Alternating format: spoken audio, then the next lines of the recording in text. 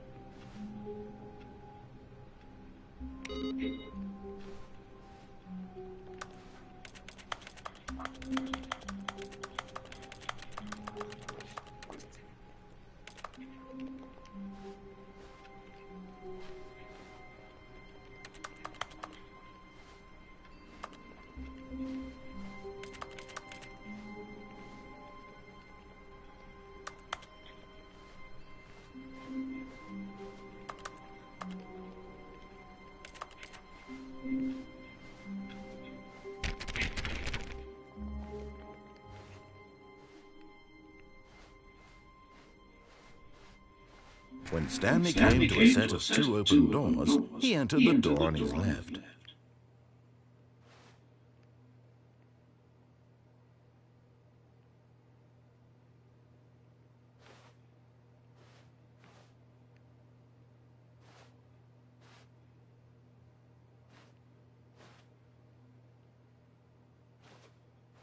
This was not the correct way to the meeting room, and Stanley knew it perfectly well. Perhaps he wanted to stop by the employee lounge first, just to admire it. Wow, yes, this room. What a beautiful room. What a gorgeous, gorgeous room. Thank goodness Stanley had taken this detour on his way to the meeting room. Life without having experienced, but eager to get back to business, Stanley took the first open door on his left.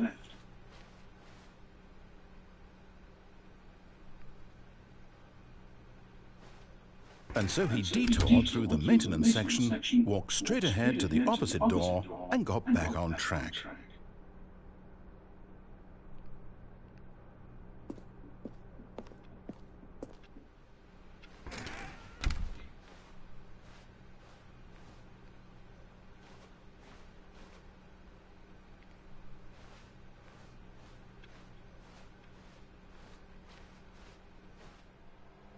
Yet there was not a single person here either. Feeling a wave of disbelief, Stanley decided to go, hoping he might find an answer there.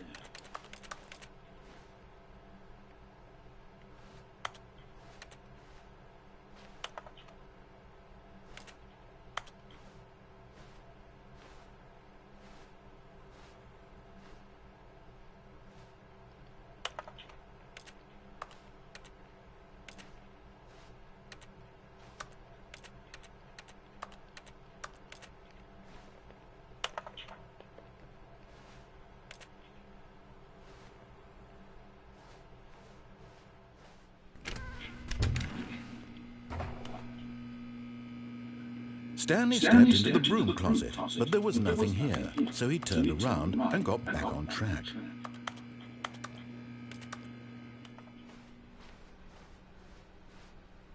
Coming to a staircase, Stanley walked upstairs to his boss's office.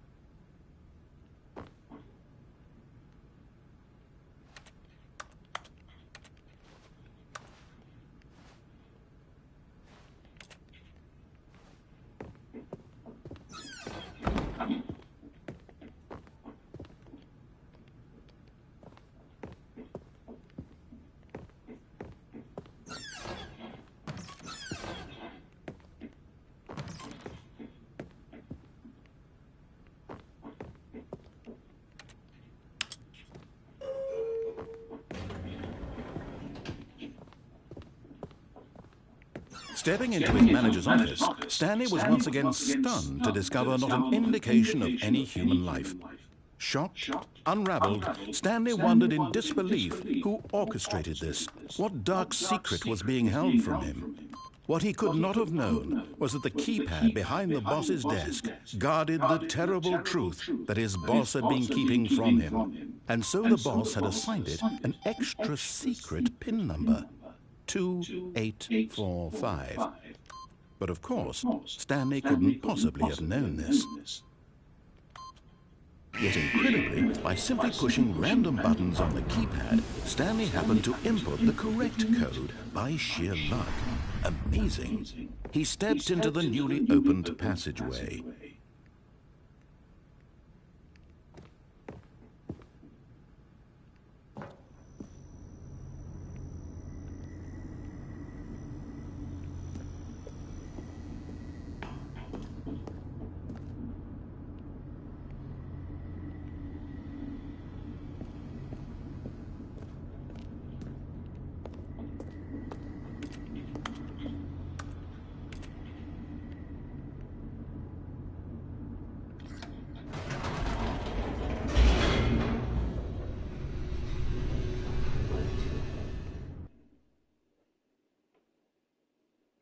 Descending deeper into the building, Stanley realized he felt a bit peculiar. It was a stirring of emotion in his chest, as though he felt more free to think for himself, to question the nature of his job. Why did he feel this now, when for years it had never occurred to him? This question would not go unanswered for long.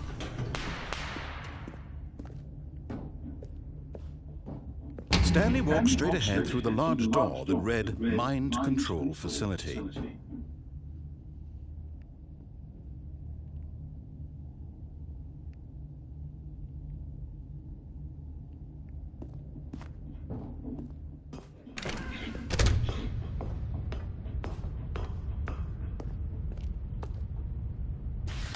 The lights rose on an enormous room packed with television screens. What horrible secret did this place hold? Stanley thought to himself. Did he have the strength to find out?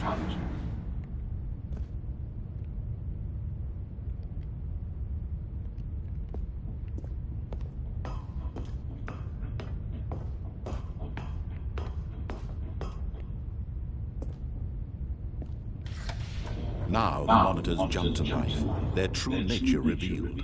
Each bore the number of an employee in the building, Stanley's co-workers.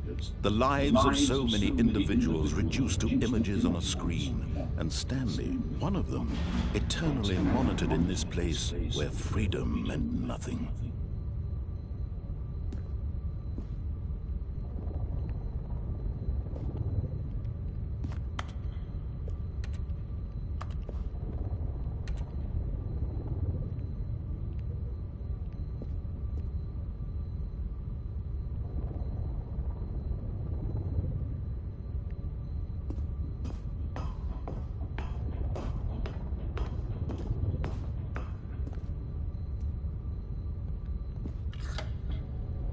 This mind control facility, it was too horrible to believe. It couldn't be true. Had Stanley really been under someone's control all this time? Was this the only reason he was happy with his boring job? That his emotions had been manipulated to accept it blindly? No. He refused to believe it. He couldn't accept it. His own life in someone else's control? Never. It was unthinkable. Wasn't it? Was it even possible? Had he truly spent his entire life utterly blind to the world? But here was the proof. The heart of the operation. Controls labeled with emotions. Happy, or sad, or content. Walking, eating, working. All of it monitored and commanded from this very place. And as the cold reality of his past began to sink in, Stanley decided that this machinery would never again exert its terrible power over another human life. For he would dismantle the controls once and for all.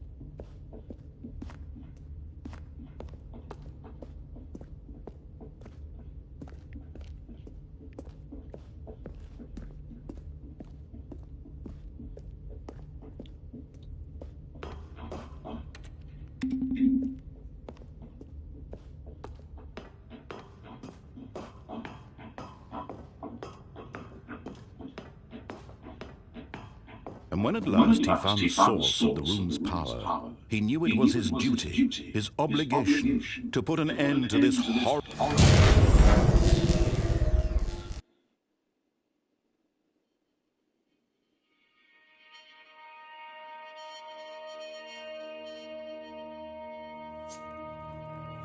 Blackness and a rising chill of uncertainty.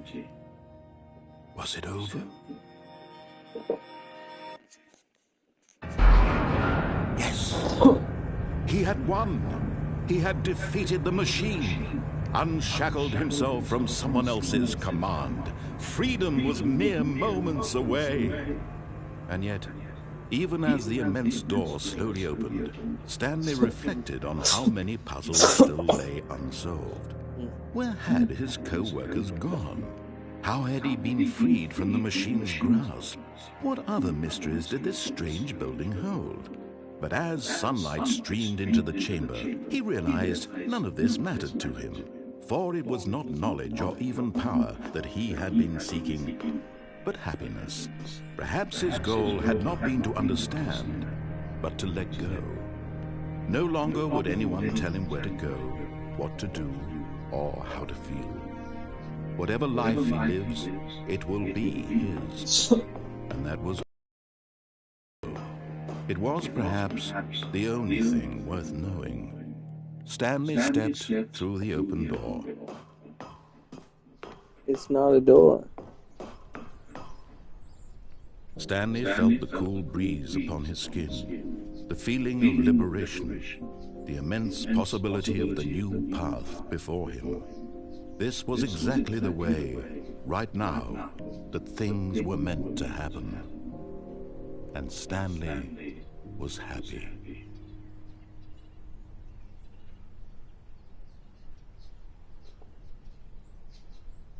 Beat the game.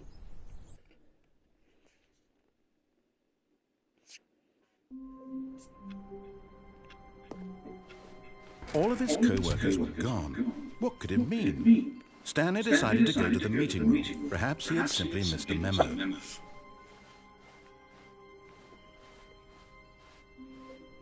When Stanley came to a set of two open doors, this was not the correct way to the meeting room, and Stanley knew it perfectly well. Perhaps he wanted to stop by the employee lounge first, just to admire it.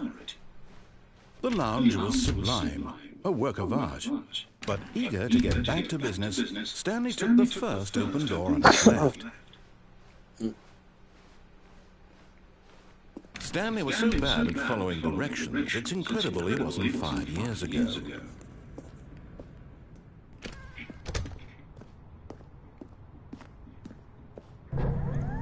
Look, Stanley, I think perhaps we've gotten off on the wrong foot here. I'm not your enemy, really, I'm not. I realize that investing your trust in someone else can be difficult, but the fact is that the story has been about nothing but you all this time. There's someone you've been neglecting, Stanley.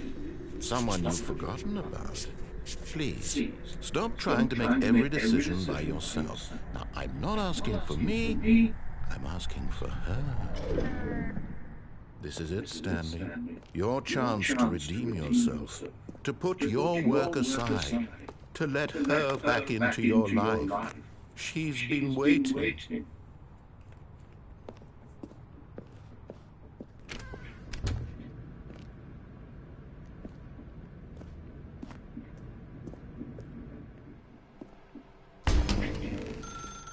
That's her, Stanley. You need to be the one to do this, to reach out to her.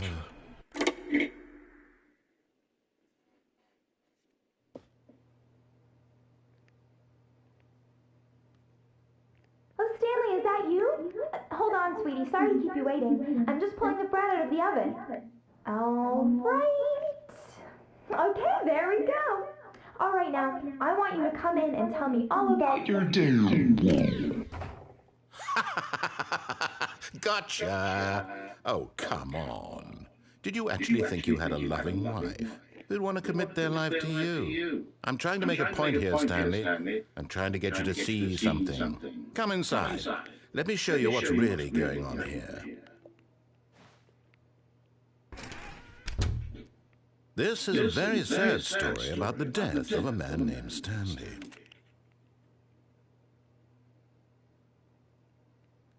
Stanley is quite a boring fellow.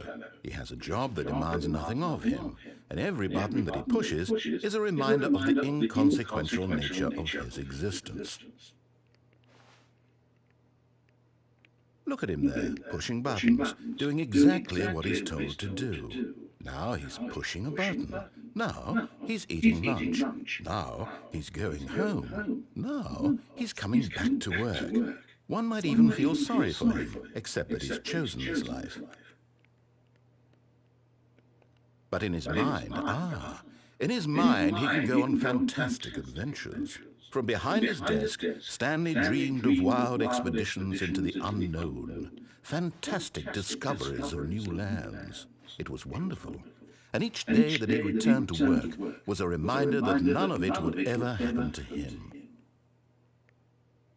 And so he began to fantasize about his own job.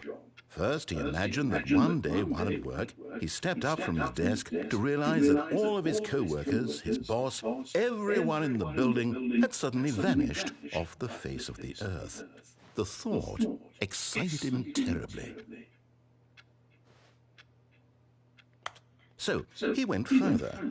He imagined that he came to two open doors and that he could go through either.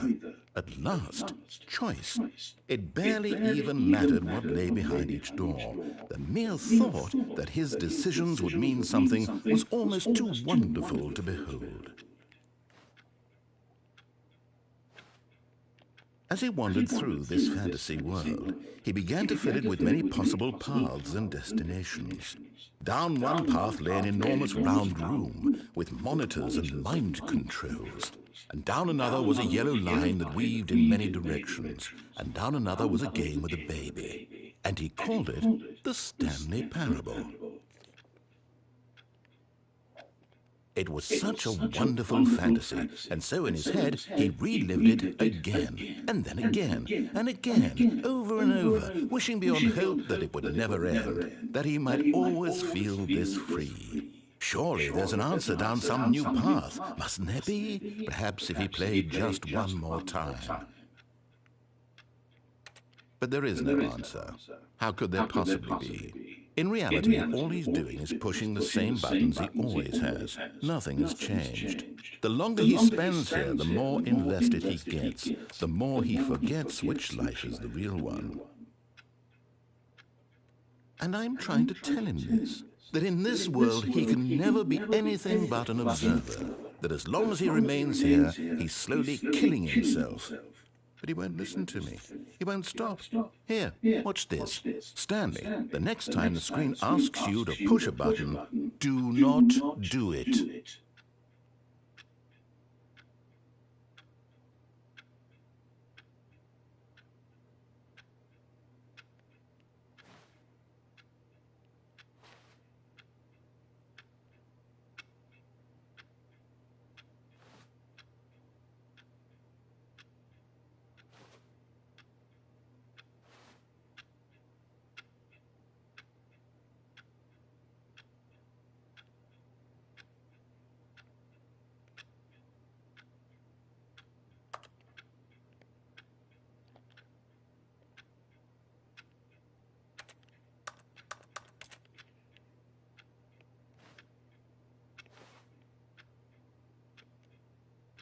You see?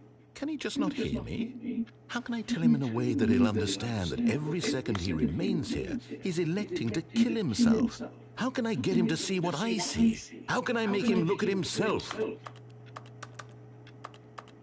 I suppose I can't, not in the way I want him to. But I don't make the rules. I simply play to my intended purpose, the same as Stanley. We're not so different, I suppose. I'll try once more to convey all this to him. I'm compelled to. I must. Perhaps, well, maybe this time he'll see. Maybe this time. And I tried again, and Stanley pushed a button. And I tried again, and Stanley pushed a button. And I tried...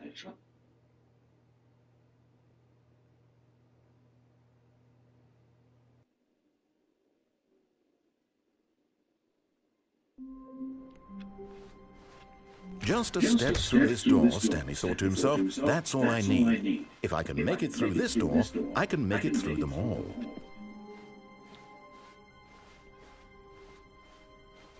When Stanley came to a set of 2 open doors, he entered the door on his left.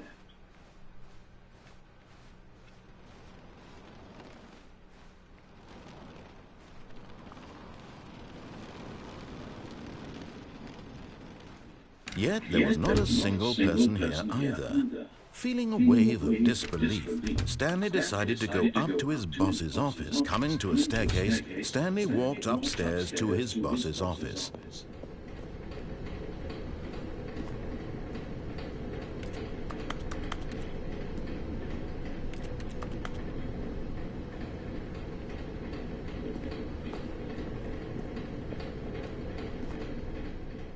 But Stanley just couldn't do it. He considered the possibility of facing his boss, admitting he had left his post during work hours. He might be fired for that. And in such a competitive economy, why had he taken that risk? All because he believed everyone had vanished? His boss would think he was crazy. And then something occurred to Stanley. Maybe, he thought to himself, maybe I am crazy. All of my co-workers blinking mysteriously out of existence in a single moment for no reason at all. None of it made any logical sense. And as Stanley pondered this, he began to make other strange observations. For example, why couldn't he see his feet when he looked down? Why did doors close automatically behind him wherever he went? And for that matter, these rooms were starting to look pretty familiar. Were they simply repeating? No, Stanley said to himself, this is all too strange. This can't be real. And at last, he came to the conclusion that had been on the tip of his tongue. He just hadn't found the words for it. I'm dreaming, he yelled. This is all a dream. Oh, what a relief Stanley felt to have finally found an answer, an explanation. His co-workers weren't actually gone. He wasn't going to lose his job. He wasn't crazy after all. And he thought to himself, I suppose I'll wake up soon. I'll have to go back to my boring real-life job pushing buttons. I may as well enjoy this while I'm still lucid. So, he imagined himself flying and began to gently float above the ground. Then he imagined himself soaring through space on a magical starfield, and it too appeared. It was so much fun, and Stanley marveled that he had still not woken up. How was he remaining so lucid? And then perhaps the strangest question of them all entered Stanley's head. One he was amazed he hadn't asked himself sooner. Why is there a voice in my head dictating everything that I'm doing and thinking? Now the voice was describing itself being considered by Stanley, who found it particularly strange.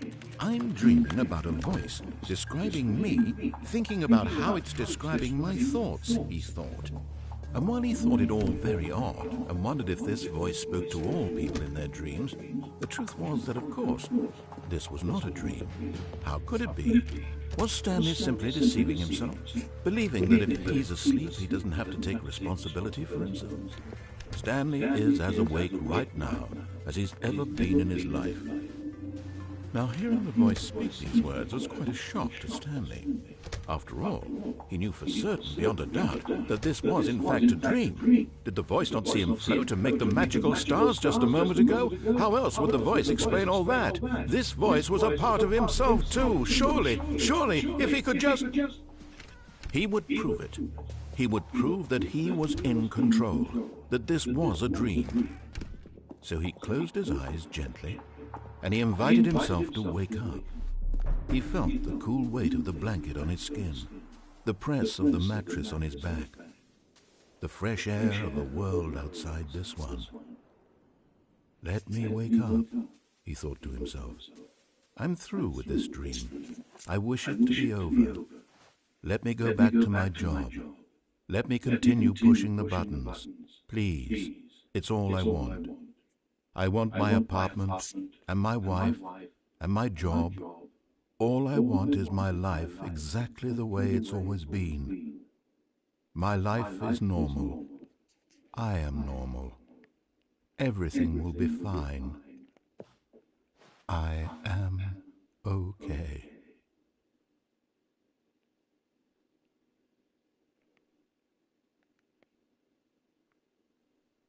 Stanley began screaming. Please, someone, wake me up. My name is Stanley.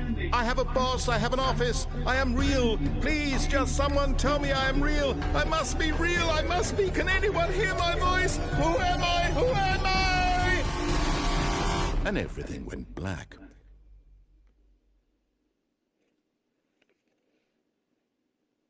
This is the story of a woman named Mariella.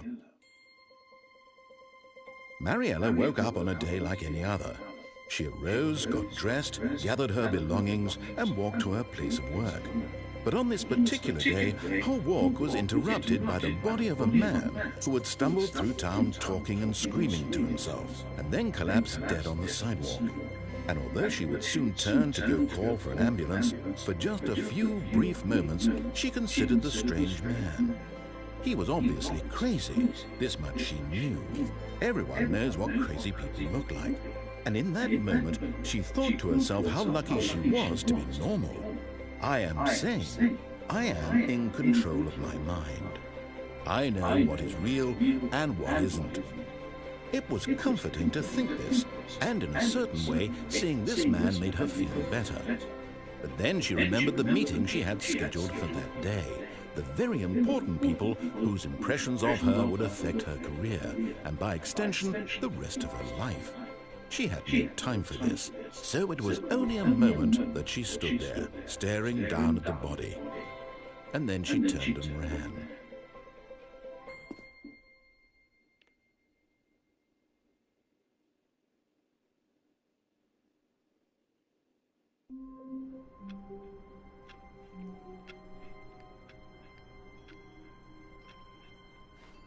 All of his co-workers were gone. What could it mean? Stanley decided to go to the meeting room. Perhaps he had simply missed a memo.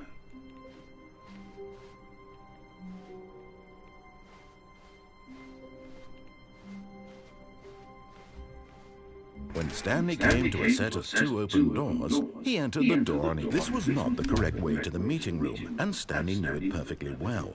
Perhaps he wanted to stop by the employee lounge first, just to admire it. Standing now in this incredible room, but eager to get back to business, Stanley took the first open door on his left. And so he detoured through the maintenance section, walked straight ahead to the opposite door, and got back on track.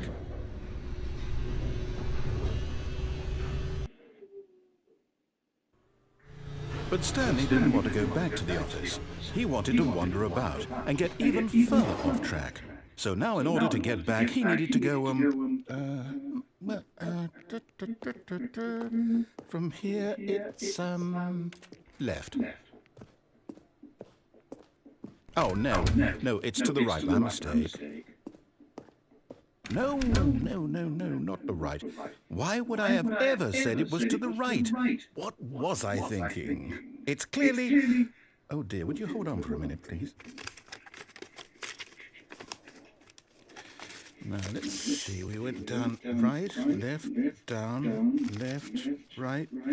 Yep, okay, yes. I've got it now. This story is absolutely, definitely this way.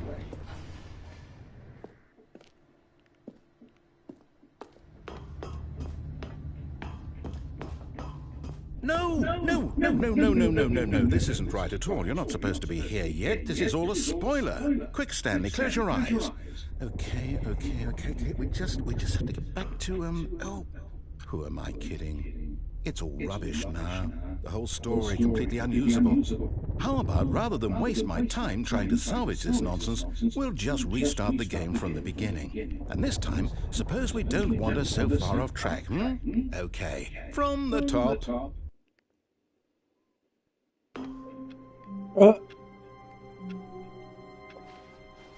All of his co-workers were gone. What could it mean? Stanley decided to go to the meeting room. Perhaps he had simply missed a memo.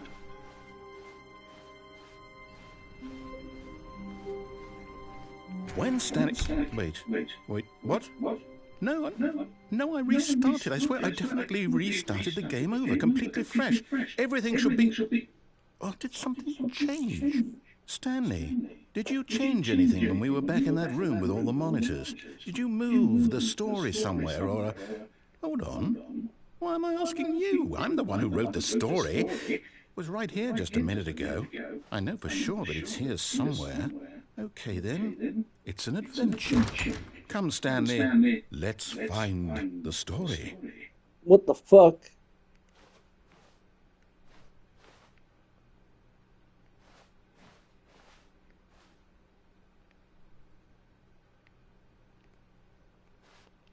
On this door.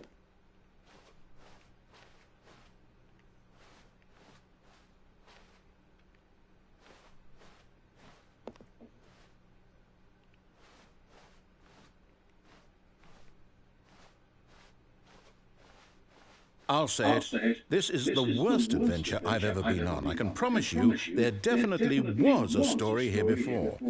Do we need to restart the game again? Well, I find it unlikely that we'll ever progress by starting over and over again, but it's got to be better than this. Okay, let's give it a shot. Why not?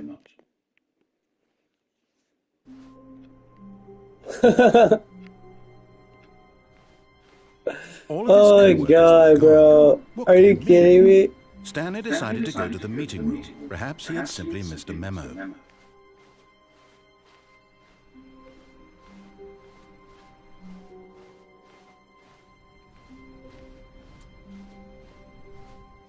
Okay, it's worse. I might be remembering this wrong. It's possible the story is back where we just came from. Why don't we go back the other direction and see if we missed anything?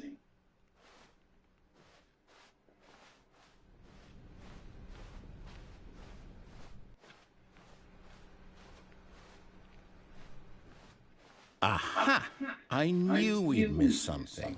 The story. Here it comes. No, wait, never mind. Not the story. Okay, let's head back the other way and retrace our steps.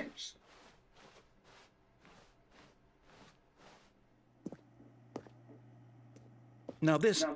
Well, I'll be honest, I don't recognize this place at all. Is this the story? I don't think so. I can't quite recall, but I believe my story took place in an office building. Is that correct? Do you remember, Stanley? Well, do you know what? Since I've completely forgotten what we were supposed to be doing, how about this? You win! Congratulations! I know you put in a lot of hard work, and it really paid off, so good job. Oh, no. No, I don't feel right about this at all. We both know you didn't put in any actual work for that win. Some people win fair and square, and this was not one of those situations. Okay, I'm getting weirded out by whatever this place is. I don't care what might happen this time. I have to restart.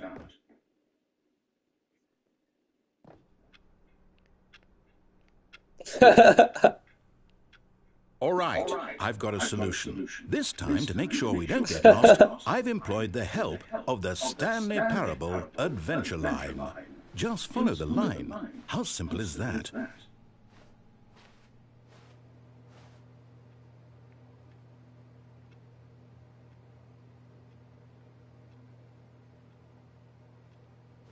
Alright, I'll follow the line.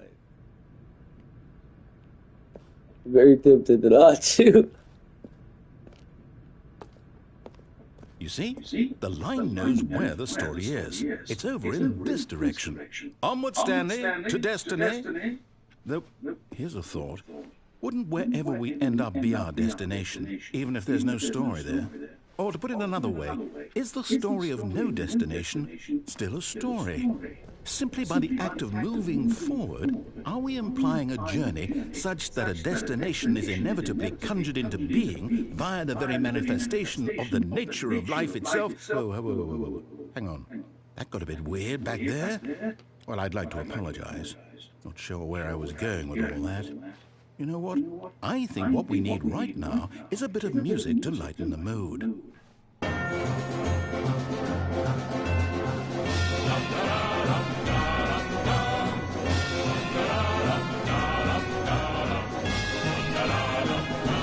What the fuck, bro?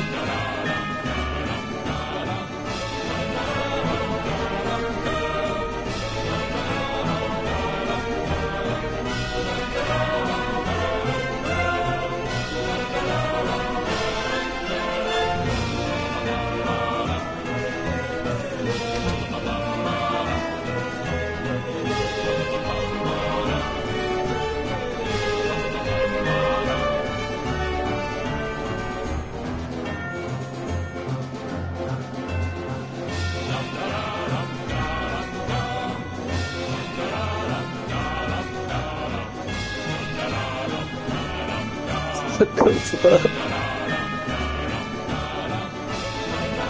Wait, cut the Oh my music. god, Go this back is and trip. look at that fern. Wait, what? We're back at the office? No. Line, you do know we're looking for the Stanley Parable, right? The story? Is any of this ringing a bell?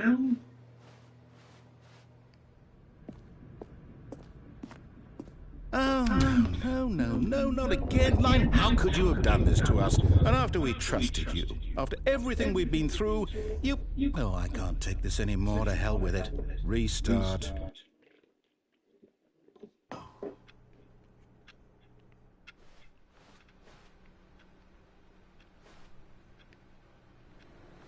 You know what, Stanley? I say forget the adventure line. What's it ever done for us? We're intelligent people, right? Why can't we make up our own story? Something exciting, daring, mysterious. Ooh, this all sounds perfectly doable. Why don't we simply start wandering in, well, I don't know. How about this direction? Now, yes, this is exciting. Just me and Stanley forging a new path, a new story. Well, it could be anything. What do you want our story to be? Go wild. Use your imagination. Oh my god, bro. Whatever it might be, Stanley, I'm ready for it.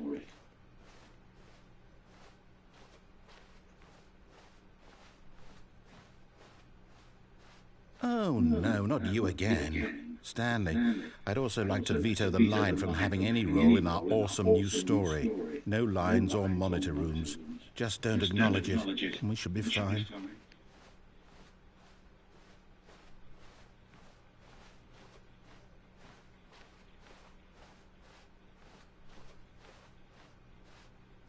Ah, a choice. We get to make a decision. From here, the story is in our control.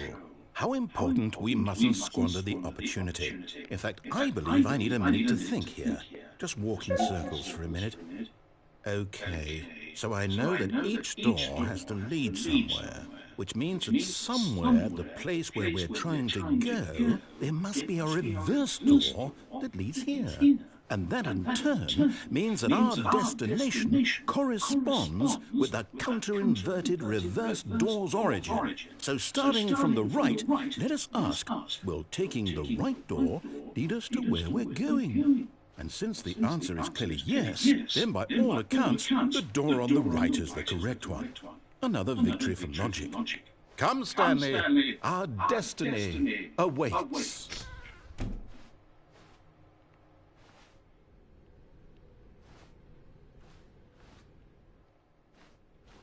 Oh, hold up, what's this? The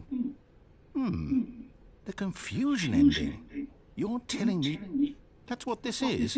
It's all one giant ending? And we're supposed to restart the game, what, eight times? That's really how all this goes? It's all determined? So now, according to the schedule, I restart again. Then what? Am I just supposed to forget? Well, what if I don't want to forget? My mind goes blank simply because it's written here on this thing, wall. Well, who consulted me? Why don't I get to decide? Why don't I get a say in all of this? Is it really? No, it can't be. I don't want it to be. I don't want the game to keep restarting. I don't want to forget what's going on. I don't want to be trapped like this. I won't restart the game. I won't do it. I won't do it. I won't do it. And the timer stopped? Does that mean, did we do it? Did we break the cycle? The, whatever it is that made this schedule? How would we even know? Will someone come for us? Will something happen? So, okay. I guess now we just wait. You know, I suppose in some way that this is a kind of story. Wouldn't you agree? Destination or the journey, though they're always saying that life is about the journey and not the destination. So I hope that's where we are right now. We'll find out, won't we? Eventually. Well, in the meantime, if you...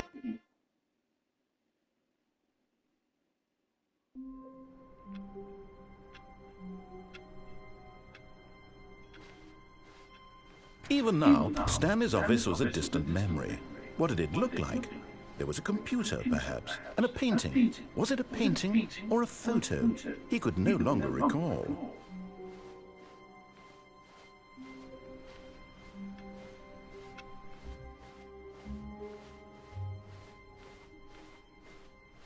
When Stanley came to a set of 2 open doors, he entered the door on his left.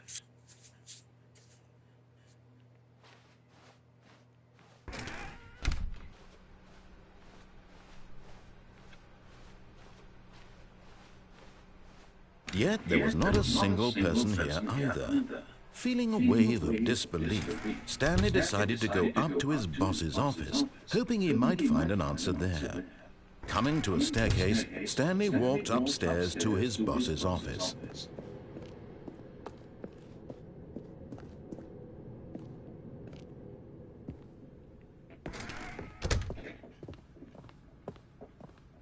Stepping into his manager's office, Stanley was once again stunned to discover not an indication of any human life. What could it mean? Stanley wondered aloud to nobody.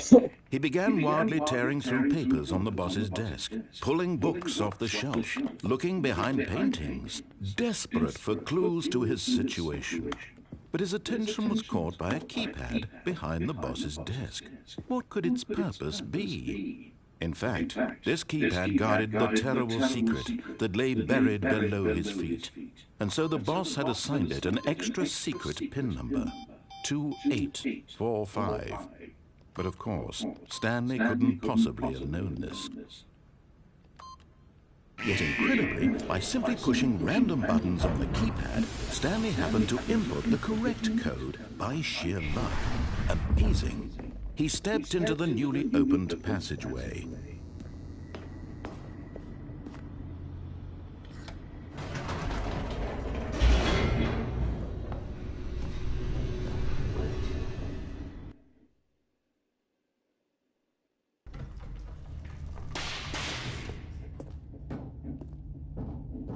Stanley walked straight ahead through the large door that read Mind Control Facility. Although this passageway had the word escape written on it, the truth was that at the end of this hall, Stanley would meet his violent death. The door behind him was not shut. Stanley still had every opportunity to turn around and get back on track. At this point, Stanley was making a conscious, concerted effort to walk forward and willingly confront his death.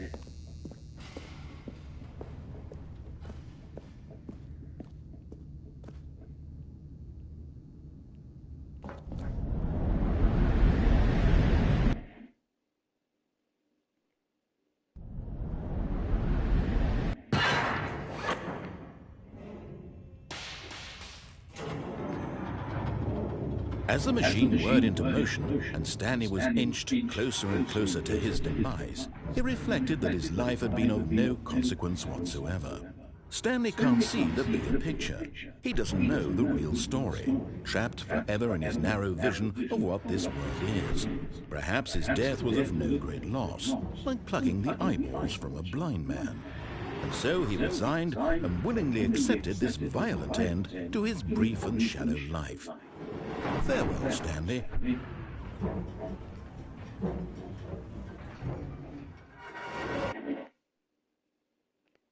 Farewell, Stanley, cried the narrator, as Stanley was led helplessly into the enormous metal jaws.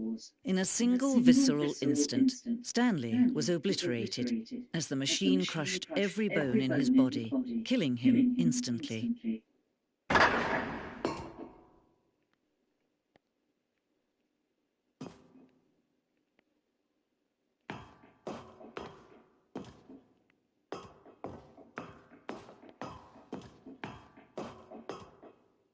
And yet it would be just a few minutes before Stanley would restart the game, back in his office, as alive as ever. What exactly did the narrator think he was going to accomplish?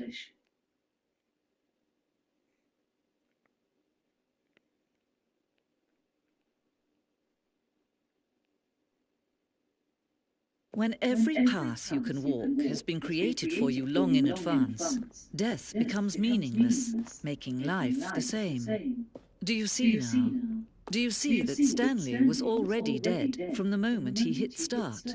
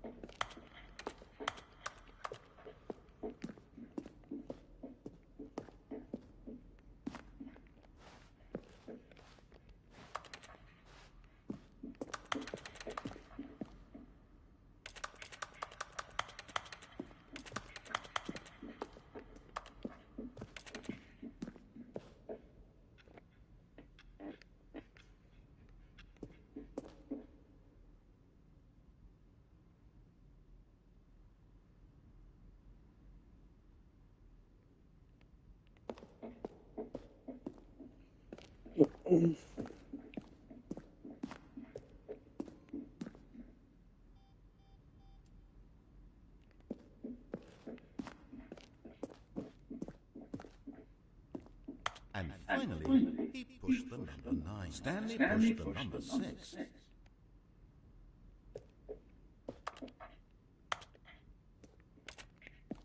Now look closely, Stanley. See how it's impossible for the player to do anything in this room? Perfect example of poor level design. Textbook mistake. Stanley pushed. It's the kind of thing you'd pick up on intuitively if you had even the most fundamental understanding of good and bad game design. But of course, you being you, you'll probably spend the next hour trying to solve it. Here, I'm just going to make this easy on you. How about they're throwing a surprise party for him for all his button pushing. When Stanley came to the lift, he travelled... It's a surprise pushing. Button pushing.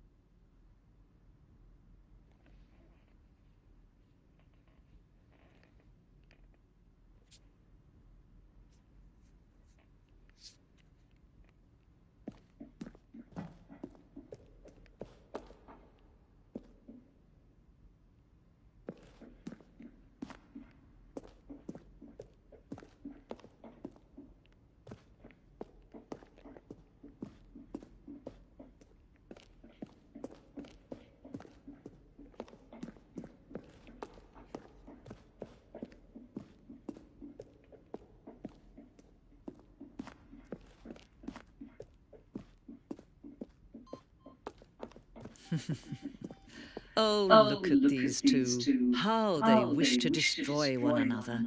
How they wish to control one another. How they both wish to be free.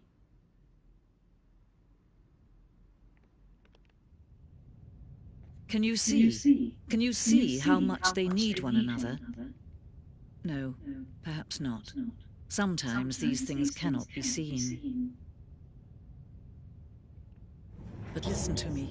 You can still save these two. You can stop the program before they both fail. Turn off your PlayStation. There's no other way to beat this game. As long as you move forward, you'll be walking someone else's path. Stop now and it'll be your only true choice. Whatever you do, choose it. Don't let time choose for you. Don't let...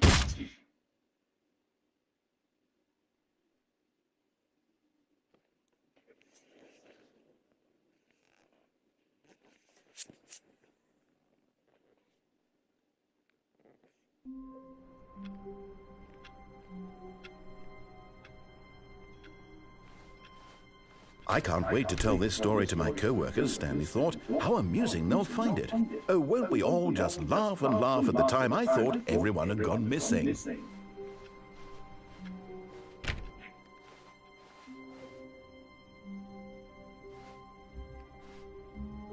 Oh, new content?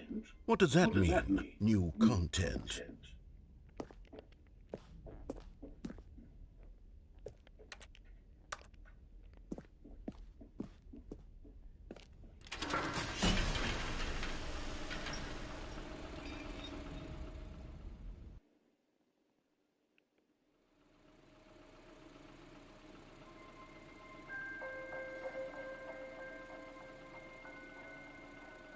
Hello, and thank you for playing the Stanley Parable Ultra Deluxe. As you may know, the Stanley Parable was a video game released in 2013 on home computers. After receiving critical and commercial success, it was expanded upon in 2022 with the Stanley Parable Ultra Deluxe, a reimagining of the game for consoles and home computers. The Stanley Parable Ultra Deluxe features exciting new content that broadens and expands the world of the Stanley Parable, delighting audiences the world over. Please, step inside and see what thrilling new adventures await in the Stanley Parable Ultra Deluxe. Oh, well, this sounds delightful. I'm very excited to see the thrilling new Ultra Deluxe content. Dude, I almost turned off the game like twice already. Special yet, but I'm sure it's just the beginning of a mesmerizing adventure. I was done. Is it broken? What's going on here? Should we be moving somewhere? Or, oh, there we go. All right, finally, at long last, it's on to the new content. I've never been more ready. Let's do it.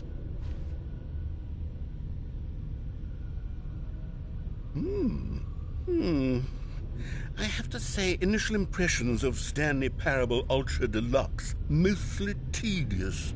It's as if oh, okay. Let's see the content. Gimme the content, Stanley.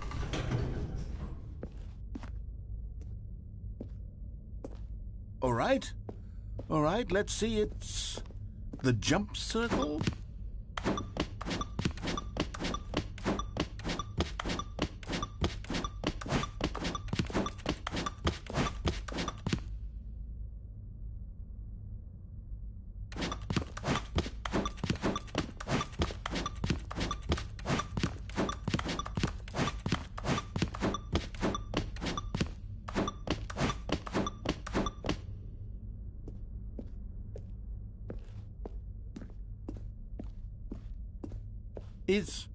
Is that it?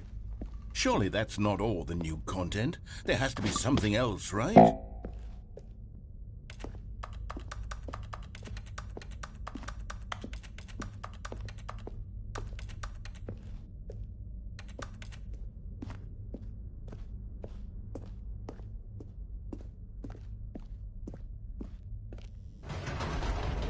Goodness, another elevator. Stanley, I have to say, initial impressions of this game are not positive.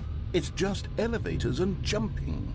Is this what passes for exciting new content? If this is new content, then I could just read you the whole dictionary. There's 20 hours of new content right there. Hell, I could count to 30 trillion. You could put that on the box. The Stanley Parable Ultra Deluxe, now with over 1,000 hours of new content, and oh, wait, there's more.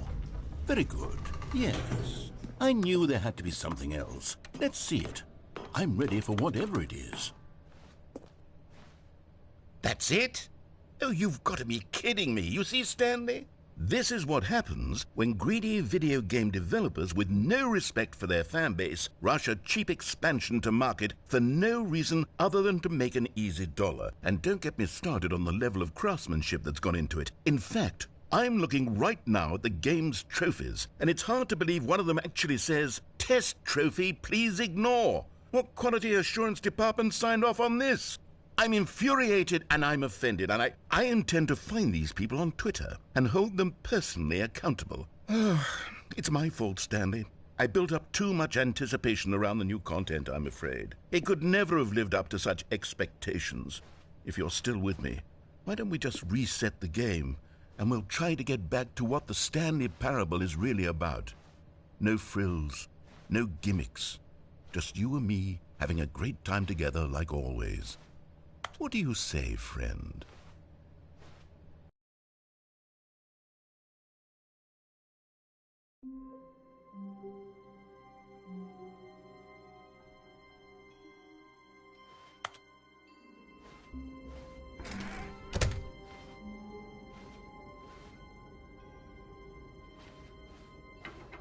Psst!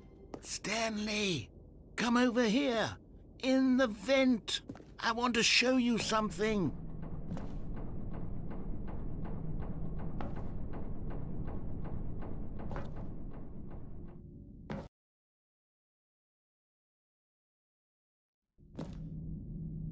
Okay, you remember how cheap and unsatisfying the new Ultra Deluxe content turned out to be? Well, it got me thinking about the past and how much better the Stanley Parable used to be.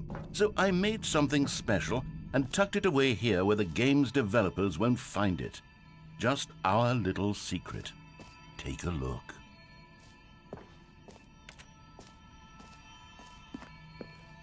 I call it the Memory Zone. It's where I've been storing all my favorite memories so I can relive the peak experiences of my life whenever I want. Experiences like the launch of the Stanley Parable on PC. You see, Stanley, doesn't the Memory Zone remind you of how wonderful Stanley Parable was before it was sullied with a cheap PlayStation port?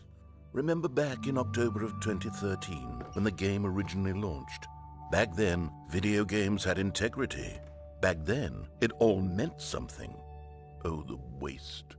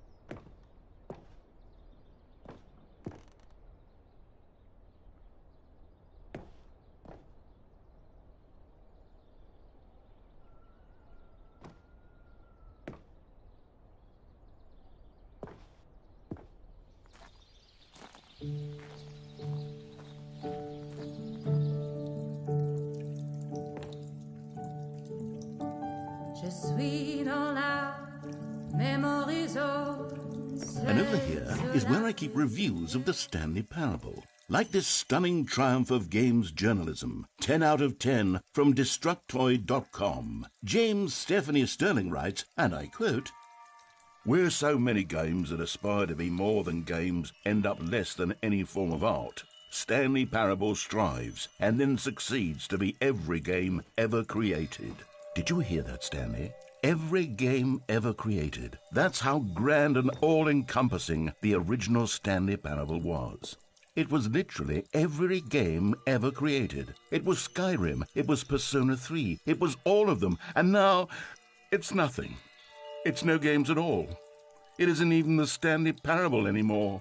It's just a husk now, a lifeless husk with an hour of new elevator content.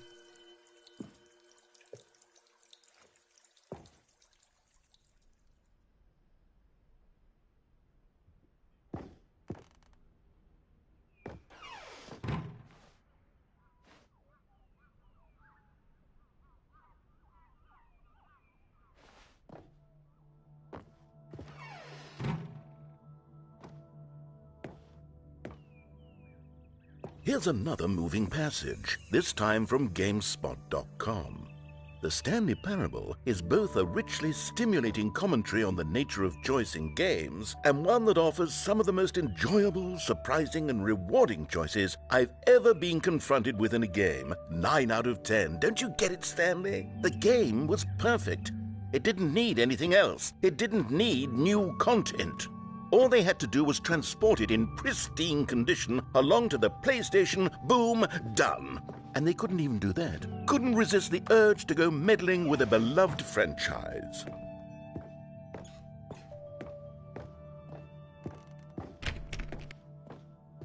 Oh, these were simpler times, Stanley. What I wouldn't give to go back, to have it all over again. Wait, hang on. I don't recall this part of the memory zone before. What's this? What's down here? Oh, no. Oh, God, no, Stanley. It's a collection of reviews from Pressurized Gas, the extremely popular online storefront for computer games. I haven't looked at these in years. I can't even imagine what's been collecting down here. Surely these reviews were glowing as well, weren't they? Honestly, I could not be bothered to play this game to full completion. The narrator is obnoxious and unfunny, with his humor and dialogue proving to be more irritating than entertaining. Unfunny? I'm not trying to be funny. I'm trying to make a serious work of art. I suppose I could write up a handful of gags to insert into the Stanley Parable, but the game is already such a densely layered web of profound philosophical insights that I can't even imagine where I'd have the room to stick them.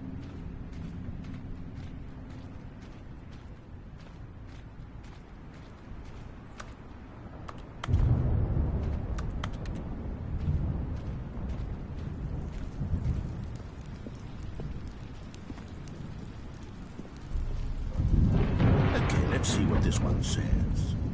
While the idea for the game is good, for someone who prefers non-linear games, this preachiness gets annoying fast. Preachy? Stanley? I'm not preachy, am I? You can tell me if I'm preachy. Honestly, you can. Oh, goodness. This is actually quite shocking for me. Well, to be honest, I had always thought of the game's dialogue as being rather terse to begin with. You can't know how much fluff I cut from the game to get it to feel as light and airy as it... Well, I always thought it did. But maybe it wasn't. Oh, dear. What an awful memory to have to hold on to. These black marks on my otherwise unimpeachable track record. I feel like a failure. Like I let these people down. Perhaps the Stanley Parable isn't quite as sterling as I ought. What's this one got to say? You constantly have to stop doing anything so the narrator can catch up with his long-winded explanations of what's happening. I wish there was a skip button.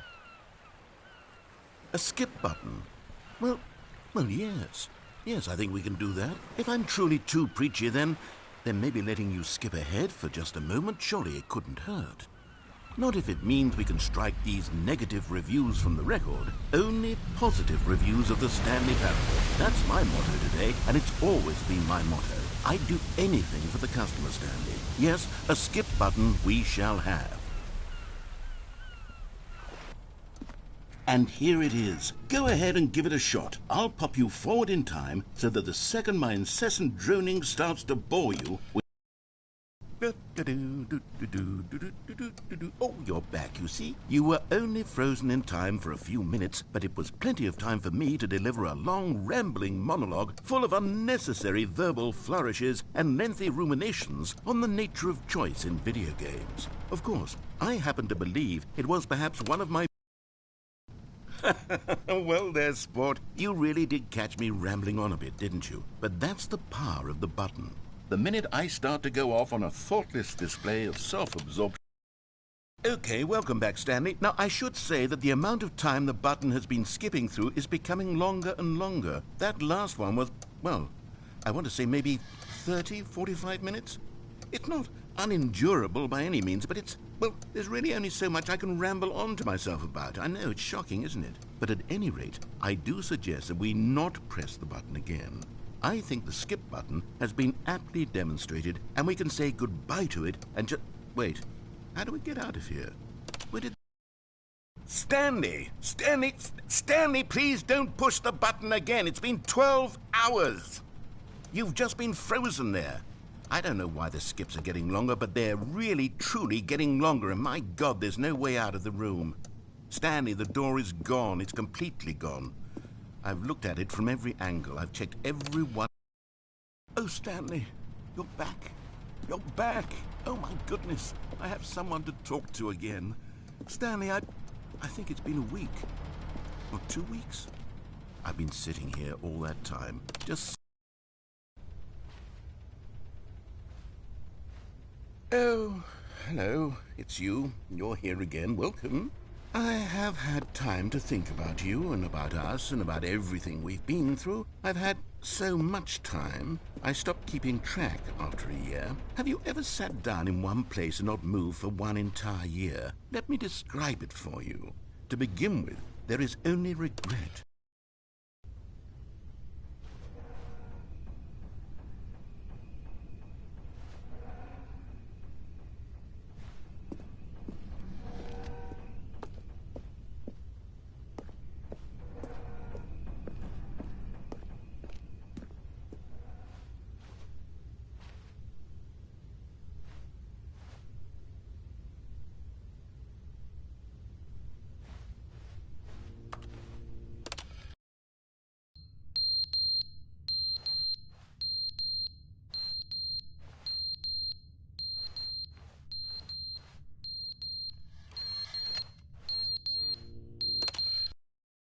But they didn't understand the game was never meant to be funny. It was meant to have a point. It was meant to speak to the human condition. But where are the jokes? Where are the jokes? They bemoaned, they screamed, they gnashed their teeth and said, entertain us. It wasn't enough. They had to leave a pathetic little...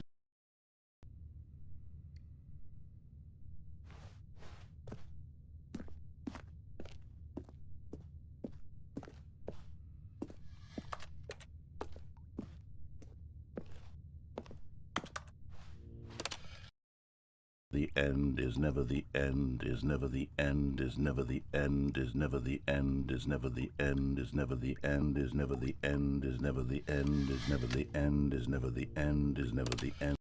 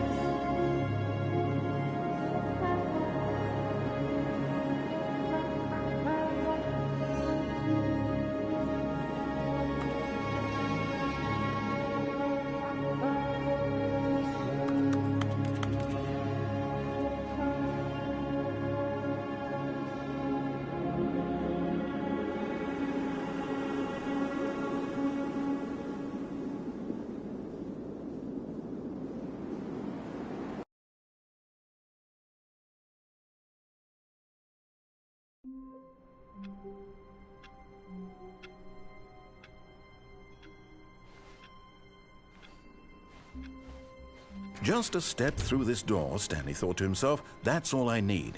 If I can make it through this door, I can make it through them all.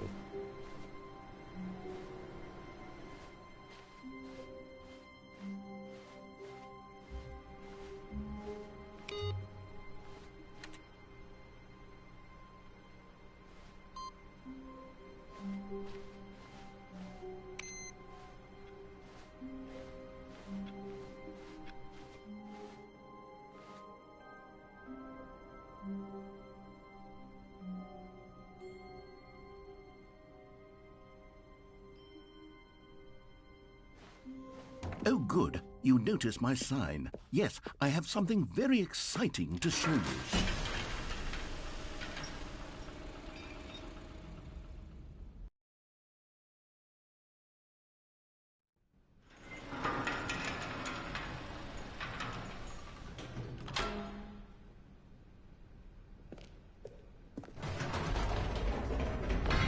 You see, Stanley, I've been reflecting on the Stanley Parable and about how roundly disappointing this ultra-deluxe version has turned out to be. The original Stanley Parable was a landmark, and any new content for it should live up to that legacy. So forget this ultra-deluxe nonsense. I say we take it one step even further. Which is why I'm very proud to announce for the first time ever, the Stanley Parable 2.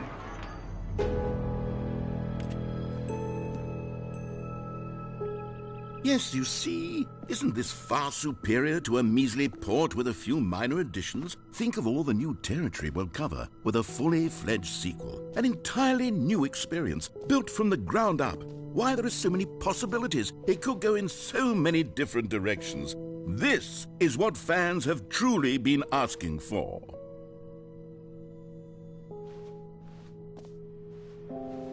Calling it the Stanley Parable 2 is just so much catchier than Ultra Deluxe, don't you think? Ultra Deluxe? What does it even mean? But the Stanley Parable 2, now that's an artistic statement right there.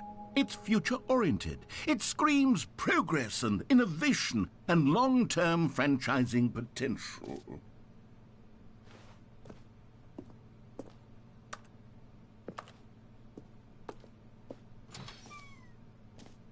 Now, to be clear, I haven't quite nailed down what exactly the Stanley Parable 2 is going to be, but let's take a look at some of the features I've been developing for it. I figure that if I can loosely organize a handful of interesting concepts, that surely the game will sort of naturally spring up around them. It'll all work itself out. Game development is much more of a fuzzy magic than anything scientific or logical, really. Here we are. Go on, try out some of the new features.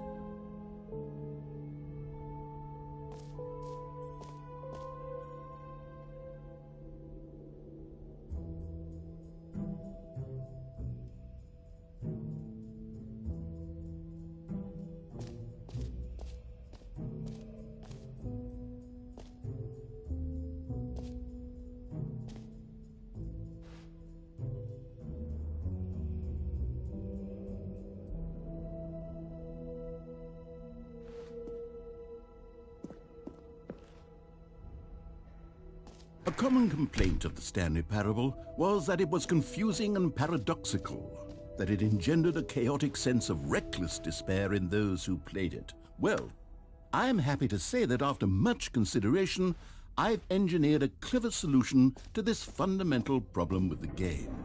It's the Stanley Parable Reassurance Bucket. You see, Stanley, anytime you're holding the bucket, a sense of calm and ease will fill your mind and your heart. It's true. As long as you hold on to the bucket, the many disorienting contradictions of the Stanley Parable will feel perfectly normal and perhaps even comforting. You may even come to long for the gentle embrace of jarring cognitive dissonance while the bucket is in your arms. And to be honest, it's a much more convenient solution for me than actually redesigning the game to be less uncomfortable. Can you imagine what a pain in the ass that would be? Yes, the bucket is the perfect solution. Come on, give it a try. Can you feel it? The glow of comfort, even in the face of crushing despair, must already be sweeping through your body. And in fact, can I say that I do believe the bucket lends you an air of charisma as well? I think that just holding it has made you the slightest bit more attractive as a person. The benefits of the bucket seem to go on and on, don't they? All this and more await you in the Stanley Parable 2.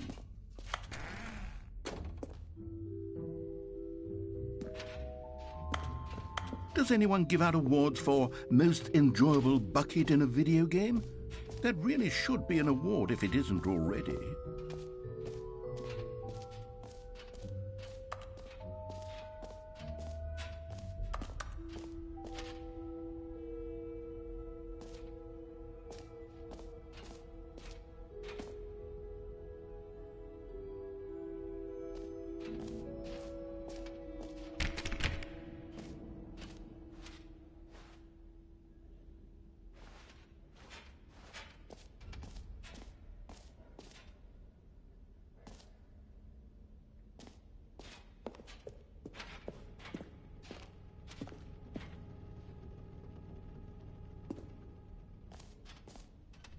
Ah, collectibles.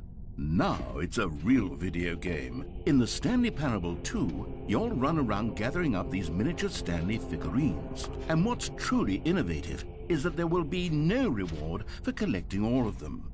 I don't want to stifle the intrinsic joy of watching a number go up. You simply collect all of them, and then you move the hell on with your unremarkable life.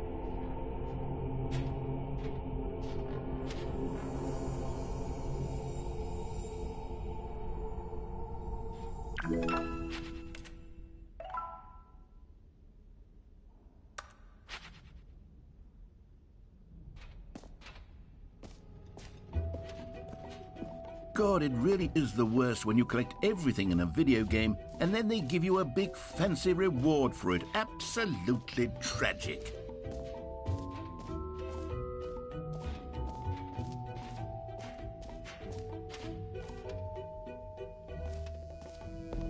Now, here's something special. You remember that broken test trophy that got left in the game on accident? Well, I'm developing a technology to simply give you the trophy. Yes, you see, you're... Okay, perhaps I should have clarified. This is technology that will exist. Right now, the trophy is still fully broken. I'm not a wizard, Stanley, but I guarantee it will be fixed in the sequel to at last satisfy the hordes of ravenous fans all over the world who have been uproariously demanding this feature. Gamers, we hear you, and I promise it will happen.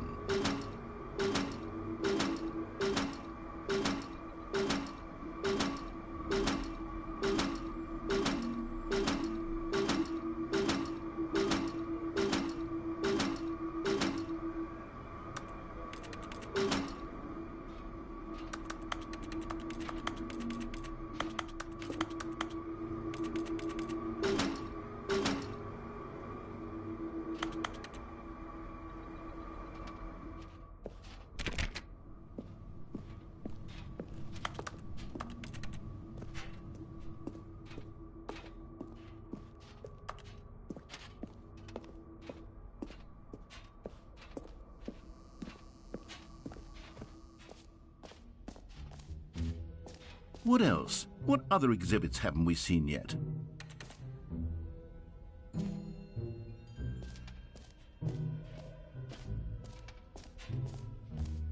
You know what? Let's bring the jump circle back for Stanley Parable 2 as well. It's...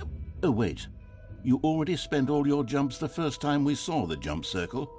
Oh well. I suppose it can just be a nice decorative piece then.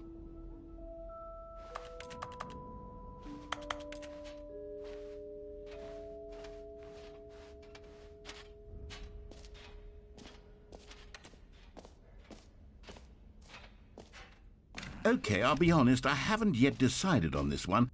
I think that in the new version, the office could use a bit of decoration, like balloons. But I'm undecided on Get Well Someday and Happy 12th Birthday. Which would you go with? You know, Sometimes when you solicit another person's opinion, it makes you realize that you knew which one you actually really wanted all along. Get well someday it is. Or actually, maybe I should have gone with... No, I've made my decision. We're moving on.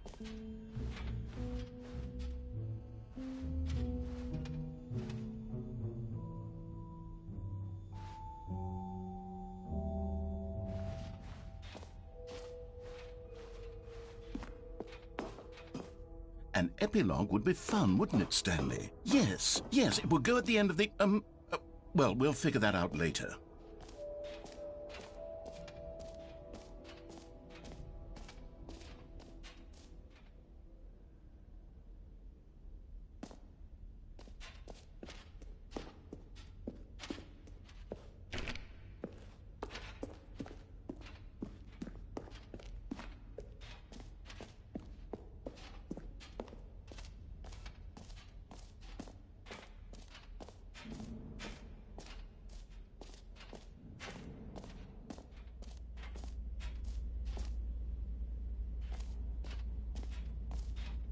Stanley, here's an idea that I'm truly fond of. It's never been done before in a video game.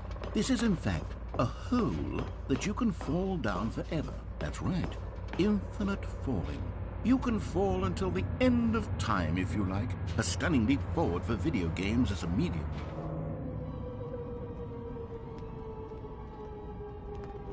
You see, isn't it wonderful?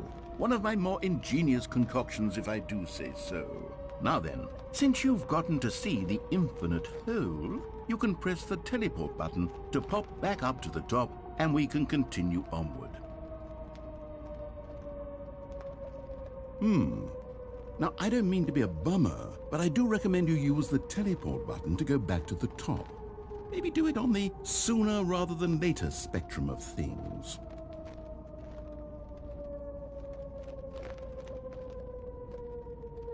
Okay, Stanley, I don't know quite how to say this tactfully, but it's possible that I slightly exaggerated the infinite nature of the hole. Is it a very, very deep hole?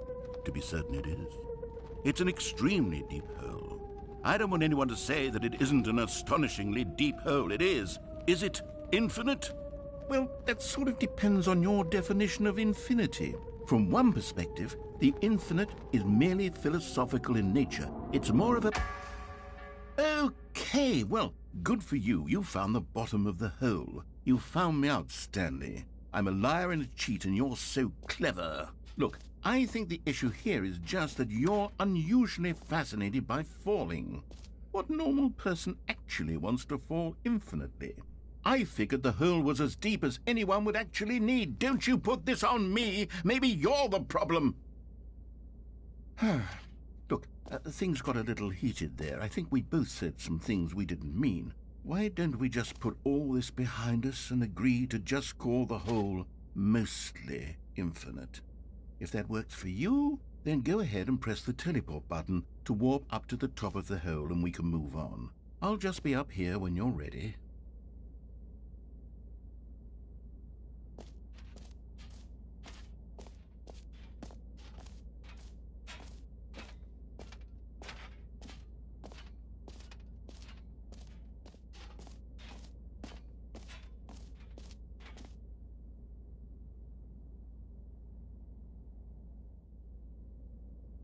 Great. Now, I'm very excited to show you even more of my ideas for the sequel.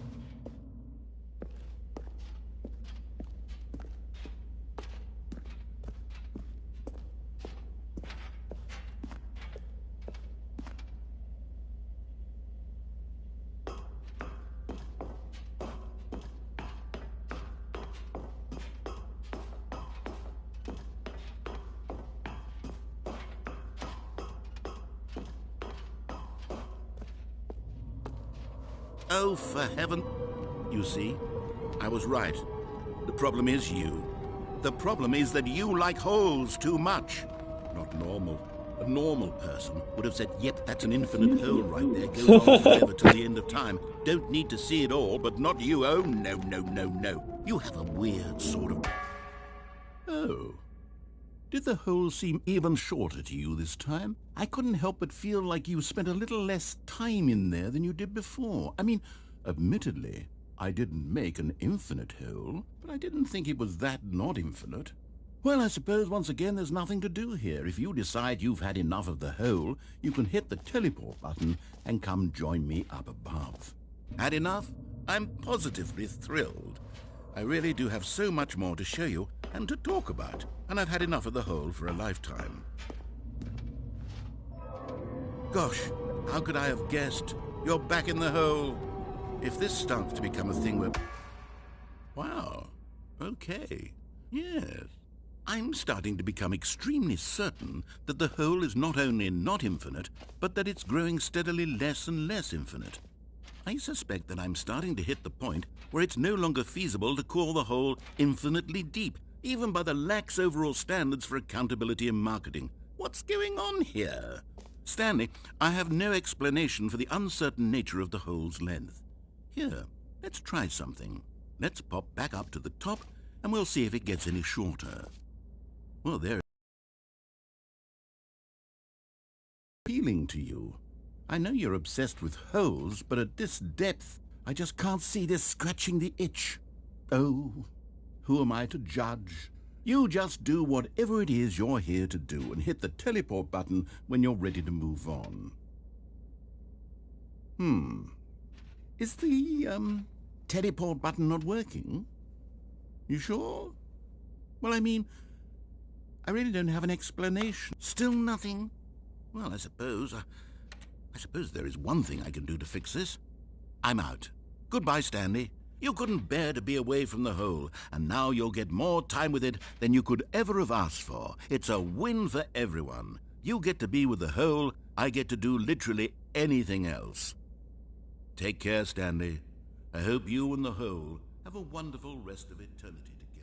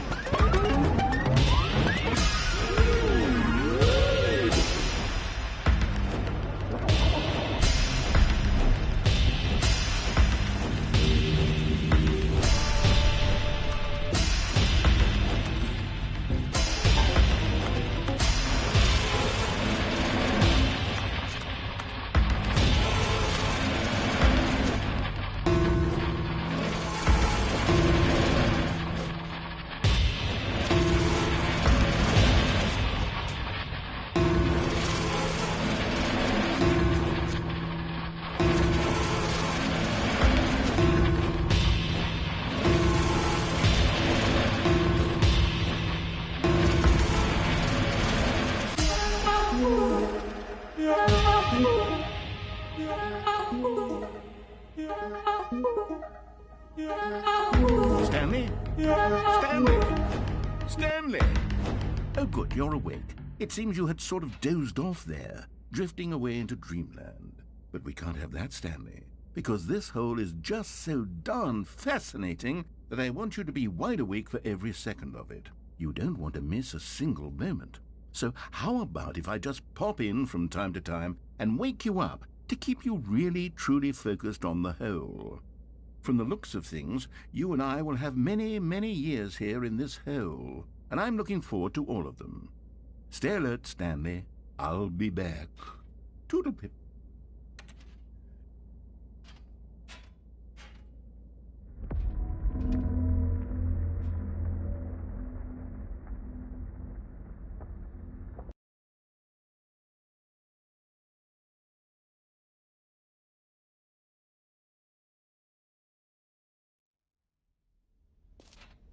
Here we are. Go on, try out some of the new features.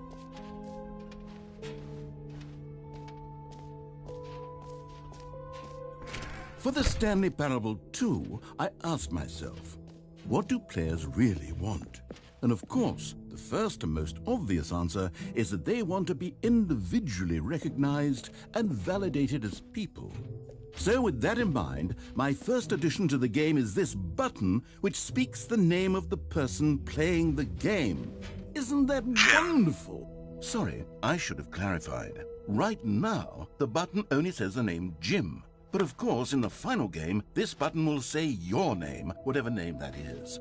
Here, let's have you role-play as Jim to really simulate the full experience of this feature. Just play along. I promise you'll love it.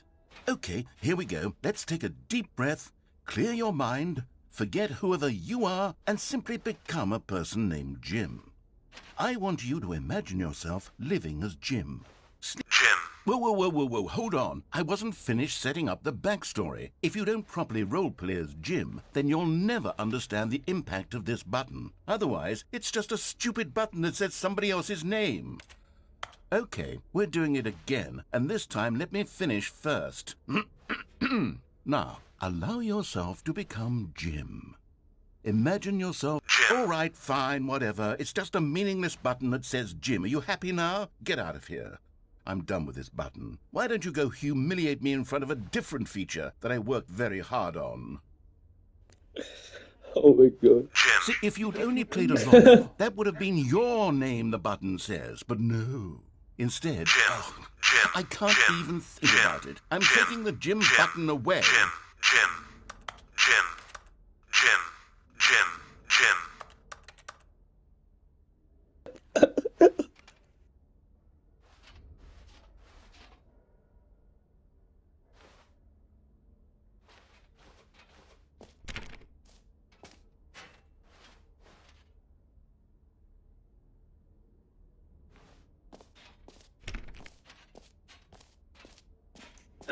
Oh my god, I'm crying.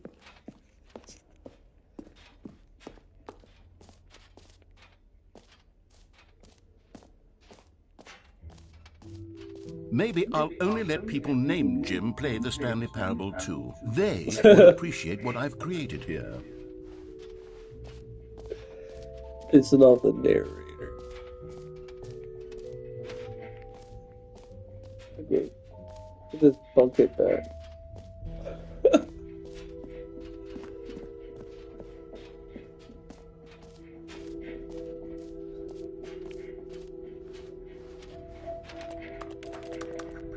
It won't let me put the bucket back. Forever got a bucket. Where we go? Mostly infinity hole. Oh, yeah. That's where it came from.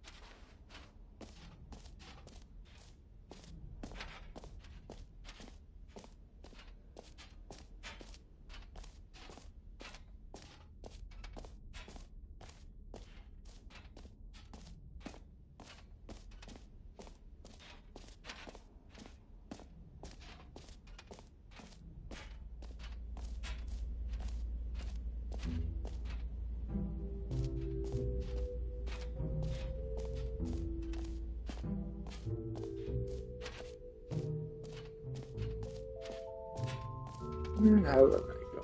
I think I...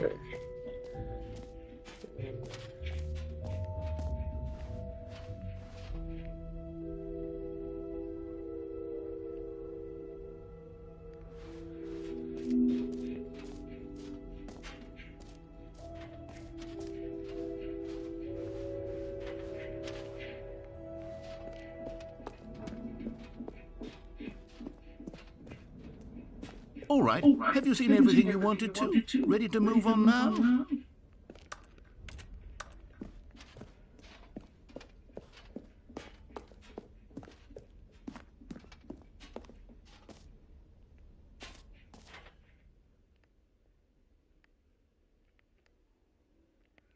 So, Stanley, what do you think?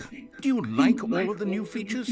Yes, I know it's not exactly clear yet how exactly these features will come together as one single coherent video game, but I can feel it in my soul. It's going to work. There's definitely a good game in there somewhere. Say, let's do an experiment. I'll arrange these new features together, and we'll see whether or not it coheres into a meaningful gameplay experience.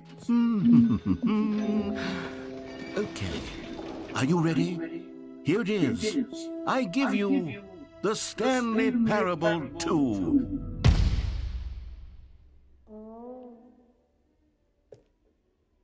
I mean, there's potential here, right? It's sort of...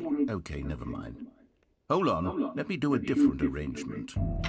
Okay, yes, this is much better. I feel good about this. Here we go, version 2. Who am I kidding, Stanley? This isn't a coherent video game at all. It's a lot of gags.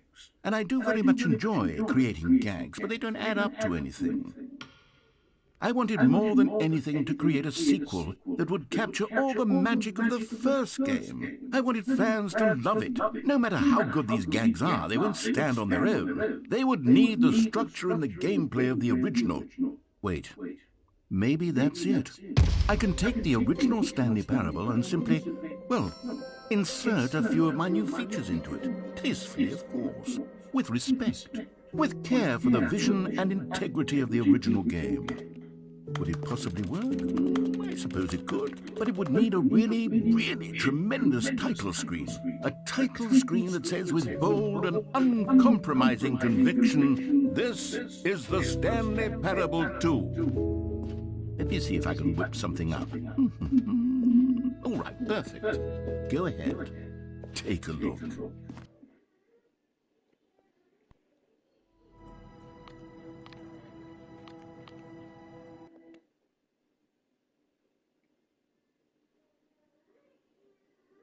This is the story of a man named Stanley. Stanley worked for a company in a big building where he was employee number 427. Employee number 427's job was simple. He sat at his desk in room 427 and he pushed buttons on a keyboard. Orders came to him through a monitor on his desk, telling him what buttons to push, how long to push them, and in what order. This is what employee 427 did every day of every month of every year. And although others might have considered it soul-lifting, Stanley relished every moment that the orders came in, as though he had been made exactly for this job. And Stanley was happy. And then one day, something very peculiar happened. Something that would forever change Stanley. Something he would never quite forget. He had been at his desk for nearly an hour when he realized that not one single order had arrived on the monitor for him to follow. No one had showed up to give him instructions, call a meeting, or even say hi.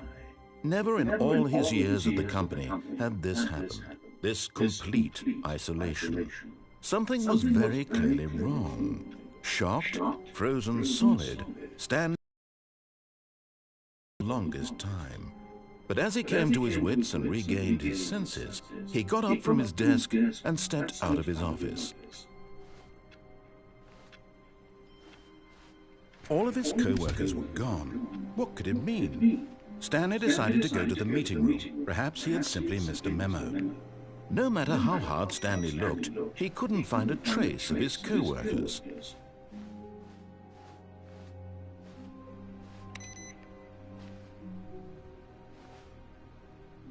That's new. Oh, a bucket. Stanley I picked got up the bucket. bucket. That's new. The bucket does nothing.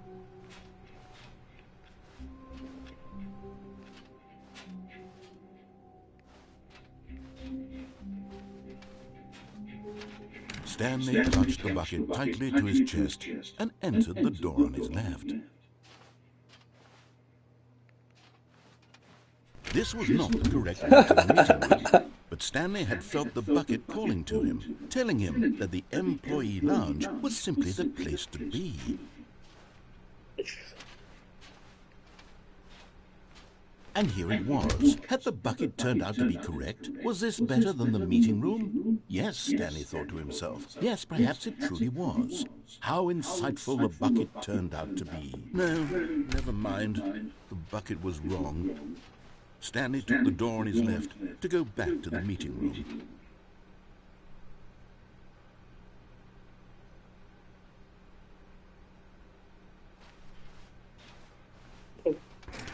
No, Said the bucket. don't go to the meeting room. Go somewhere else. The cargo lift, yes. Go there. Go to the cargo lift. Good. Said the bucket. Now ride the lift all the way to the top. There's something up there I need you to do. Stanley did not question why or how this bucket was speaking to him. It should have alarmed him, of course, because buckets can't talk. But Stanley chose not to think about this obvious fact. He was firmly convinced that the bucket had spoken to him, and he unthinkingly did whatever the bucket asked. Oh, bro. I didn't think that would work.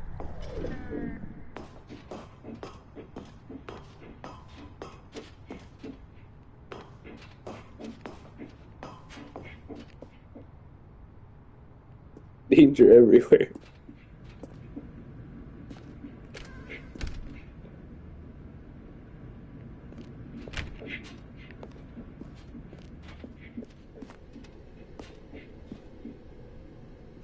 No, stop. Look there on the wall, you see? There's a sign right there. It says, no buckets past this point. Stanley, how could you think it was okay to bring the bucket here? Unless, what if the problem is that you actually don't know what is a bucket and what isn't a bucket? I suppose that would explain a lot about your behavior up to this point. Which, if that's true, well, my goodness, I think we have to do something about it. This misunderstanding could have dire consequences on the entire rest of the game if not addressed quickly and properly. So much of the impact of the story is dependent on your understanding of what is and isn't a bucket. Please, step in here for a moment.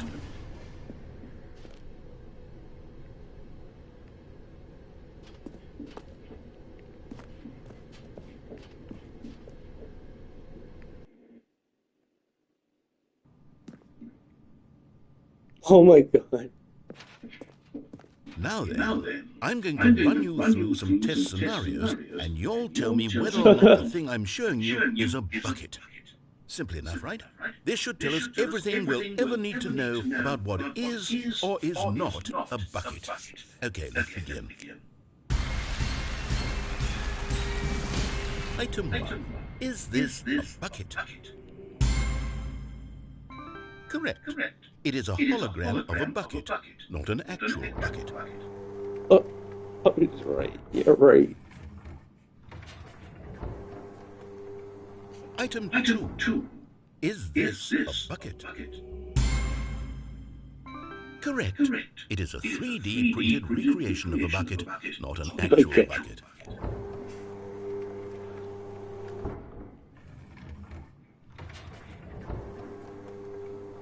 Item 3. Is this a bucket? Incorrect. This is a bucket.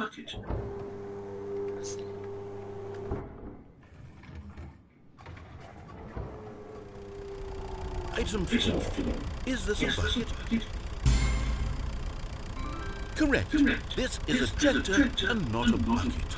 To be honest, I just sort of put this one in here as a gimme, but I was starting to get concerned that even this might be too much for you.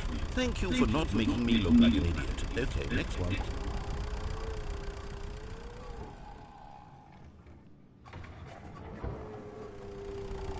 Is this a bucket?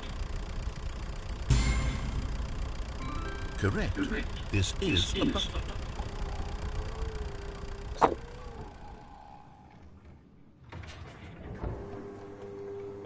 Item 6.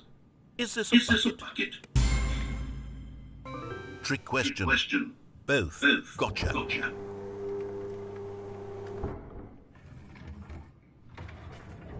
Item... Wait, hold on. I can't find the next one. Let me see. It should be around here somewhere.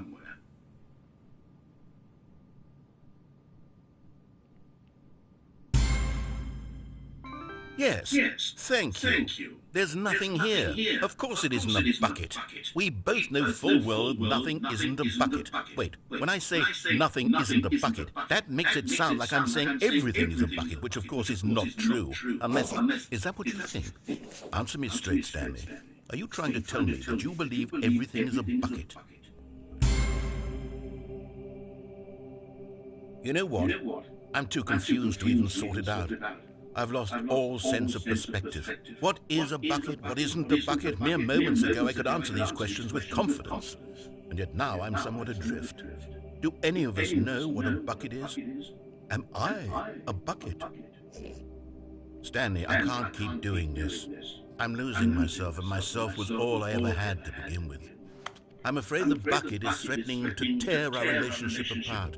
I can't have that. I'm sorry. But I'm going to erase all buckets from the game entirely. Okay, here we go. Just put the bucket in. What happened? Is everything gone? Why did everything disappear? Wait, was everything a bucket? Every single thing in the game was a bucket. Oh my God, I had no idea. How could... Except me. I'm not a bucket after all. And you, Stanley, you're still here. You're not a bucket either. Oh, this is wonderful news. We're not buckets. Yes, I actually feel much more at ease right now. It's delightful to get some clarity on that issue, but it doesn't change the fact that we haven't got a game. So, tell you what, I'll reset everything and we'll put back all of the buckets, okay? And we'll know that it's all a bucket. But if you run into anyone else, maybe don't mention that. Who knows what that information might do to a person? All right, here we go. Bucket, as much as it... The bucket just happened. He should have been here for the beginning of this. All of his co-workers were gone. The bucket's gone. What did it mean? Stanley decided to go to the meeting room. Perhaps he had simply missed a memo. Computer. Oh, should we grab the bucket again? Grab the bucket again. Oh, the posts are gone.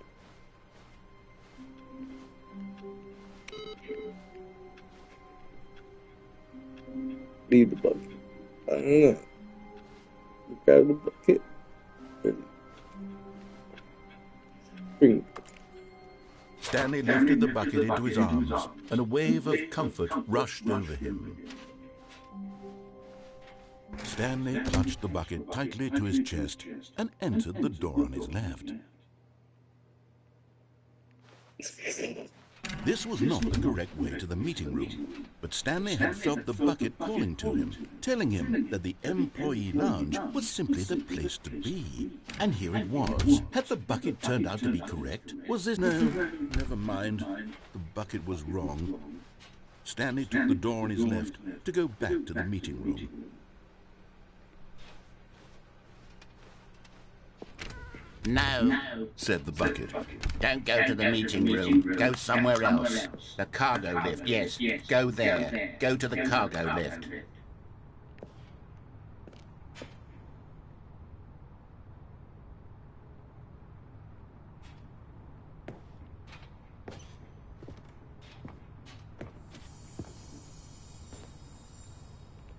You found one of them. one of the miniature Stanley figurines. Remember, no reward for collecting all of these, only the intrinsic pleasure of a job well done. You can't buy that sort of happiness, Stanley. God knows I've tried. So, I implore you to savor each and every moment you come across one of these beautiful figurines.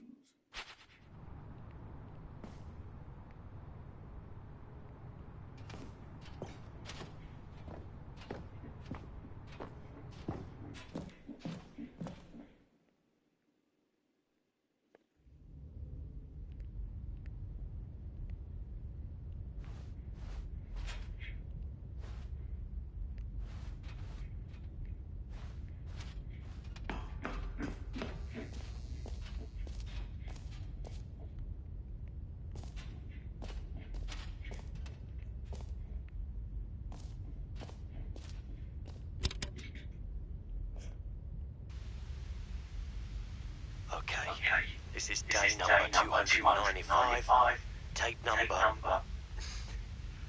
I don't even know. I've lost track. Nothing feels real anymore. The longer I study this bucket, the less sense. The sheer euphoria I feel every time I pick it up. No matter how many times I've done it, it's always the same feeling. And the emptiness in my chest when I set it down, it doesn't make sense. There's no explanation for it. I still haven't figured out why I see the world so differently when this bucket is in my arms. Why everything feels so... What do I do with this treasure? I can monetize it. Yes. It's unthinkable the amounts of money people will pay for even just an hour with the bucket. This is my golden ticket. But I have to be careful, because as soon as this gets out, there's going to be a target on my back. Even now, I don't know who might be trying to get me. What's that? Who's there?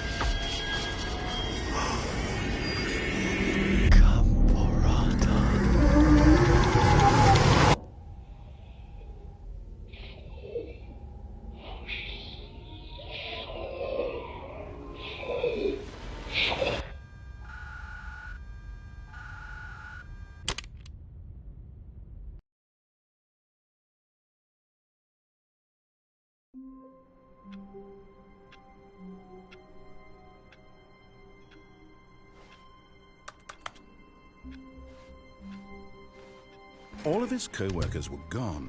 What could it mean? Stanley decided to go to the meeting room. Perhaps he had simply missed a memo.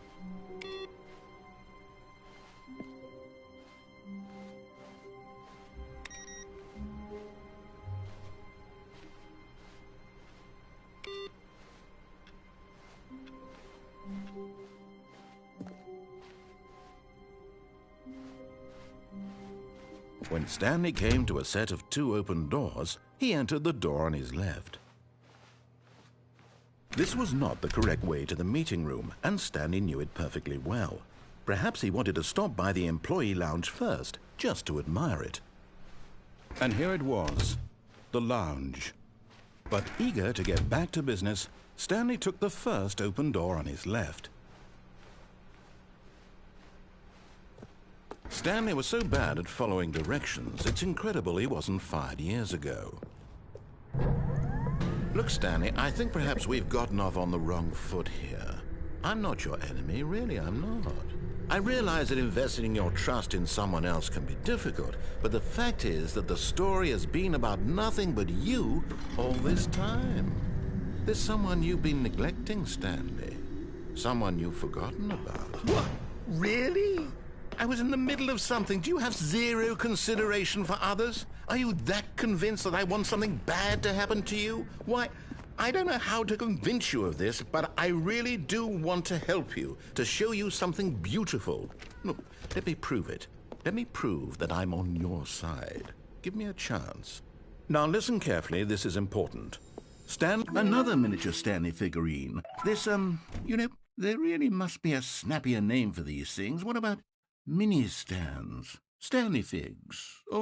What about Stanlerines? Yes, I think I like that. Another Stanlerine under your belt.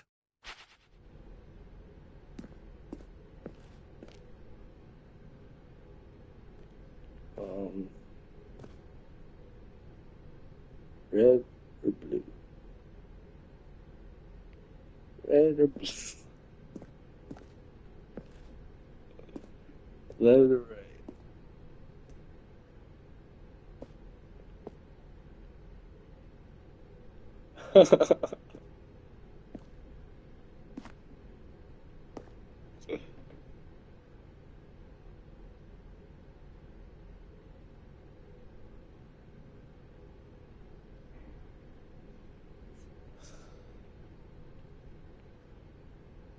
Don't be an idiot. Pull my fucking line. Fucking stupid.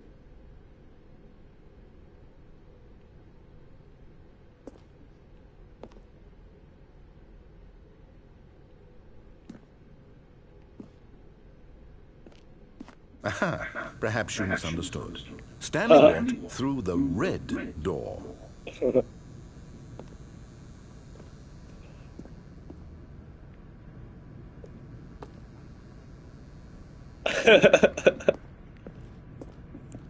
I still don't think we're communicating properly. Stanley walked through the red door. The blue door. All right, fine. Go ahead, Stanley. You want to know so badly what's out there? You want to find out what lies at the end of this road you've chosen? Well, don't let me stop you. All right.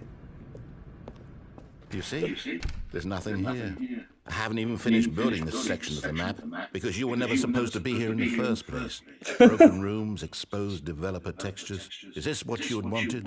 Was it worth ruining the entire story I had written out specifically for you? Do you not think I put a lot of time into that? Because I did.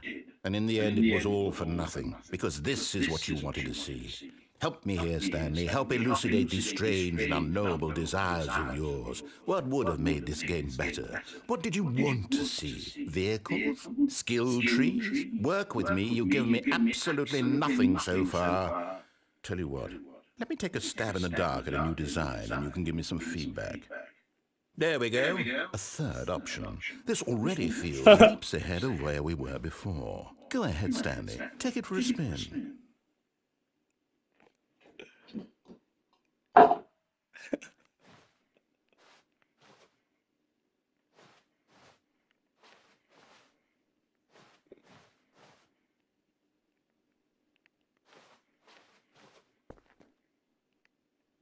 Oh man. Okay, I'm going to stop you there. Now, tell me about your experience with this new version. Would you say that the game benefited from allowing you more choices? Feel free to be honest. I'm looking for some real critical feedback here. Aha! You see, I knew I was onto something. Where do these flashes of inspiration come from? How did I know the game needed a third door? Well, it's instinct mostly, a calling in your gut. I really couldn't say where the idea came from, except that I felt it in my soul. You can't teach that, Stanley. Don't even try. Here, based on the data from your previous playthrough, I've compiled a new version. And to be perfectly candid, I think I've knocked it out of the park with this one. Let's take a look. Oh man. A leaderboard.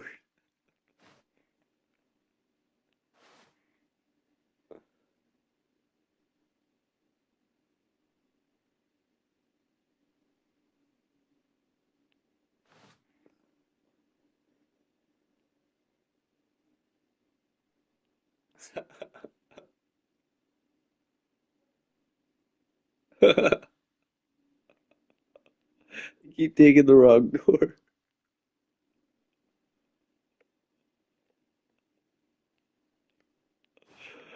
Oh my god, let's go through the third door again.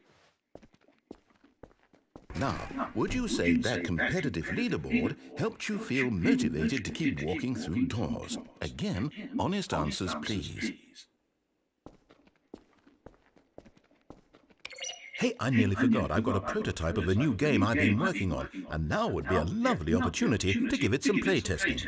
You wouldn't mind taking a look at it, would you? Perfect. Let me boot it up. In this game, the baby crawls left towards danger. You click the button to move him back to the right, and if he reaches the fire, he'll fail. It's a very meaningful game, all about the desperation and tedium of endlessly confronting the demands of family life. I think the art world will really take notice. But of course, the message of the game only becomes clear once you've been playing it for about 4 hours. So why don't you give it 4 hours of play to make sure it's effective? Be sure to keep notes on your experience.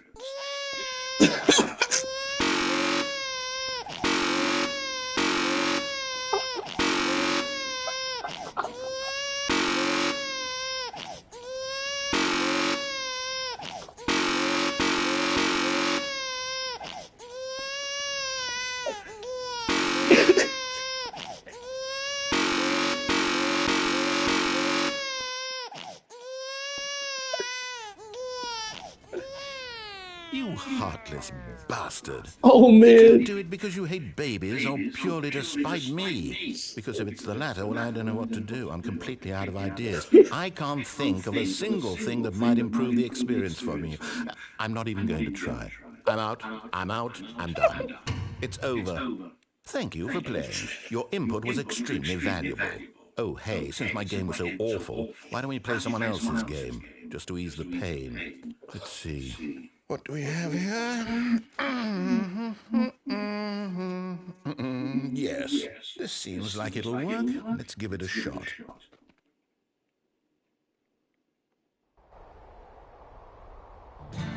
Aha! Fascinating. What do you think this game is about, Stanley? What's our backstory? What is our You gotta play the motivation? game like this. Well, it seems This is a obvious to me that you firefighting are game. meant to play as a creepy man, spying on innocent civilians below you from up high in your creep tower. Perhaps for some sort of Your creep twisted, tower. erotic purpose. Yes, that must be it. What a fascinating venture into the experience of total mental depravity. So far, I love everything about this game, Stanley. And it seems there's even more. Come, let's venture outward and see what else is out there.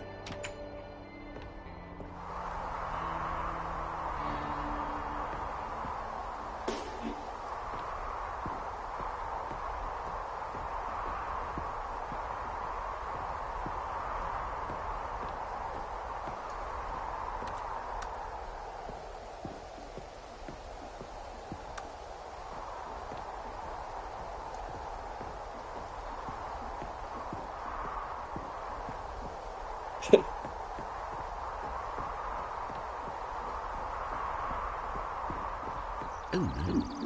No, it can't be. It is. It's an open world game. Good God, quickly, block it off. Oh, thank goodness, Stanley. What a close call. You nearly wandered off into that thing. That big, open, just wandering around. No right or wrong directions. No path to follow. You can just go in any... Oh, thank heavens we avoided it. We're out of the woods now, Stanley. Okay, I'm going to get us out of here. Let's find another game. Preferably something with walls. Something with nice, big, insurmountable walls. Okay, I think this will be just the thing. Oh my god. Wonderful. No, See, this is no exactly way. what I had Rocket in mind. League? Just a nice big box for you to run around in. There isn't any possibility that you could get lost That's here. hilarious. Now, this is game design. Stanley, if you manage to get lost in this game, I will be phenomenally impressed. Okay, so what exactly do we do here? Let's see. There are lots of cars here in the back, but obviously there's no racetrack. Okay, I'm seeing that there's a ball of some kind back here. Is this game sports ball? Stanley, I think it's sports ball. Oh, what fun. We shall run the bases and do a touchdown together? Yes, I think surely we must. Okay, Stanley, here's the ball. Have fun.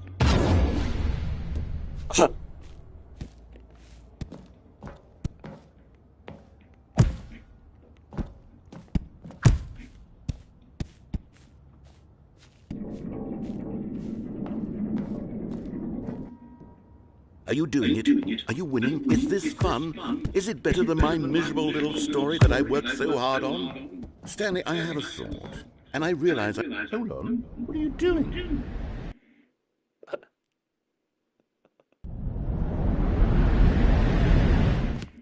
Stanley, don't do that. I can't follow you there. I can't help you.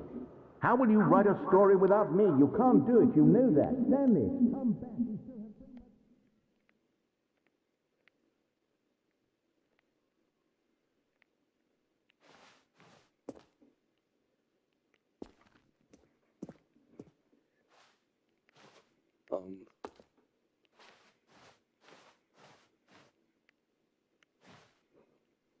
Oh. I knew he was gonna fall again. I didn't know. Really. Oh, what the fuck is this? What is going on?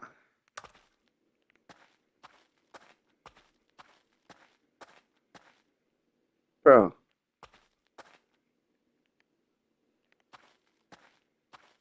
This door.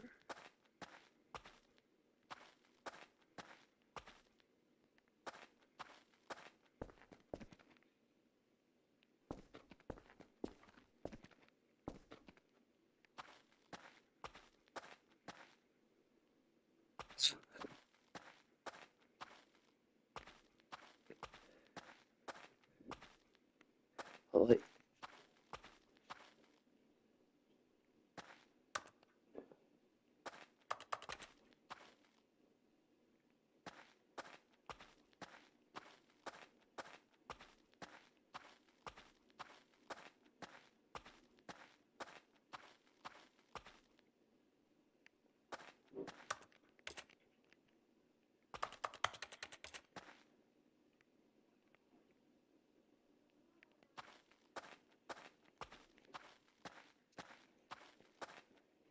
oh, I wonder what he found. If what he wanted was to be the leading man in his own story, well, perhaps he's gotten it. Down in wherever he is right now. I wonder if he's happy with his choice, and if he's learned the heavy cost that comes with it. He'll understand soon what I was trying to tell him. He needs me. Someone who will wrap everything up at the end, to make sense out of the chaos and the fear and the confusion. That's who I am. That is what I mean to this world. Oh, yes. Yes, I'll be back. There's no other way. Once this ends, after it all comes to a close, then I'll be back. The end will be here soon. Very soon. I can wait.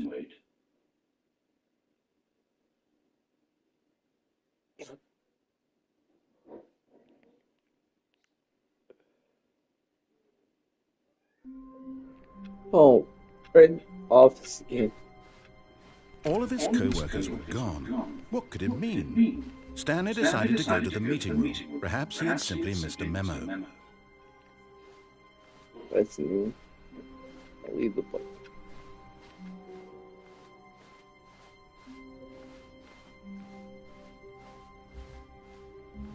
What does it make? Whoa.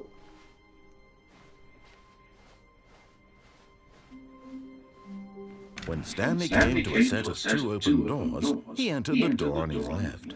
Okay.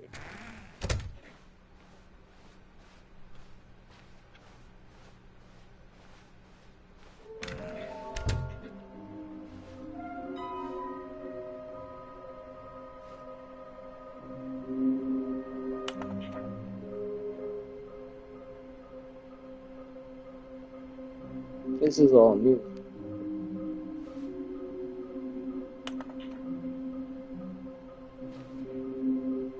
Stairs, something to do with stairs.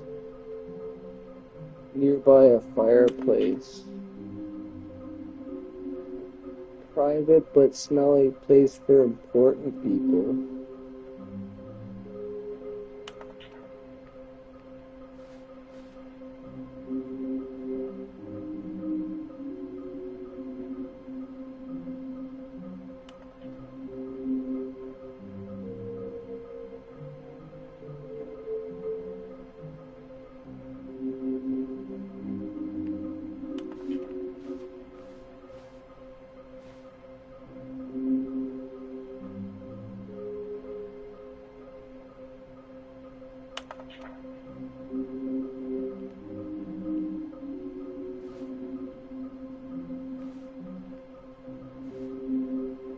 All this is new. Everything's changed.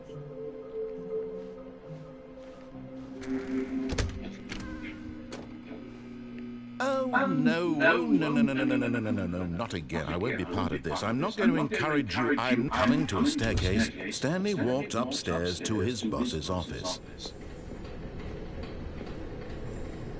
Okay, I'm going back to the name of these little Stanley figurines. And now I'm torn between Stanlerines and Figlets. What do you think, Stanley? What name better encapsulates the intrinsic sense of happiness that you get from seeing a small number in the corner of your screen go up by 1? Let me sit on it. I'm sure it will come to me.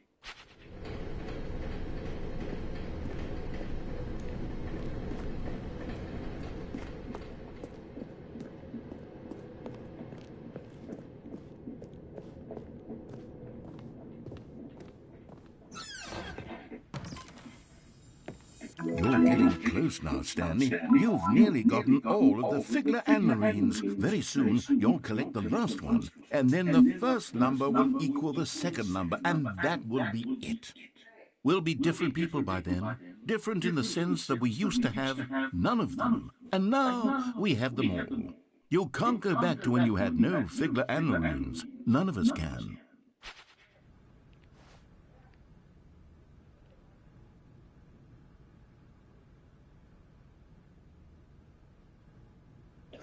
Moody Crisp. Oh my god.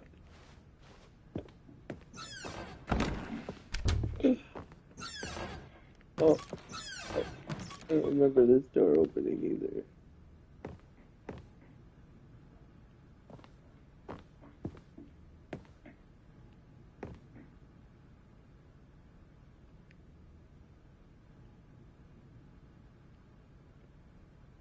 I've never went this way.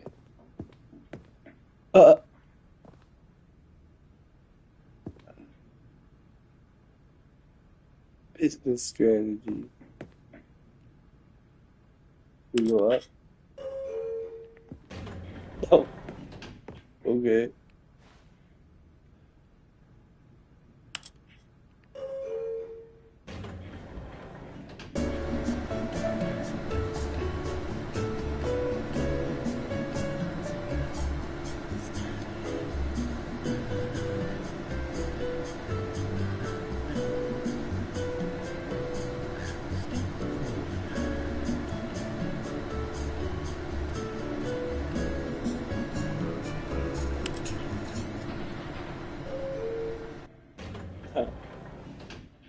Oh, what?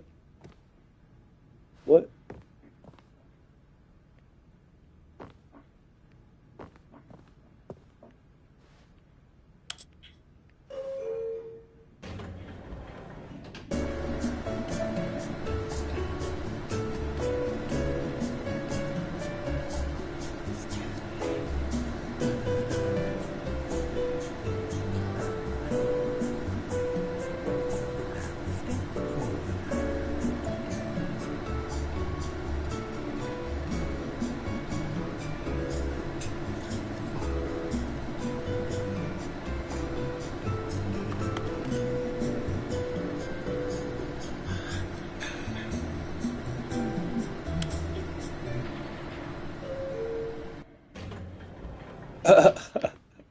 What's it going nowhere? Well,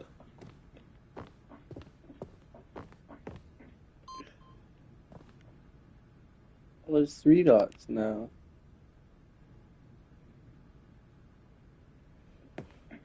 Huh.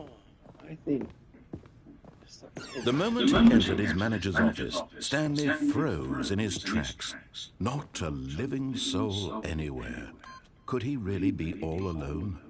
This was too much for Stanley to take, too much for any man to take. He fell to his knees, bursting into half moans, half sobs, the guttural retching of life from a man denied any hope, any reason to keep going. Here on the floor, he lay prone, paralyzed by fear for nearly a full hour. But when at last he began to move about and survey the situation, he found a keypad behind the boss's desk. What could it mean? Was it a sign of hope for Stanley's future? Alas, it was not. For although this keypad guarded the terrible secret of Stanley's past, it had been assigned a 4-digit code so devious and so random that no man could ever hope to guess it. 2845. Statistically, nearly impossible, yet incredibly, by simply pushing random buttons on the keypad, Stanley happened to input the correct code by sheer luck. Amazing. He stepped into the newly opened passageway.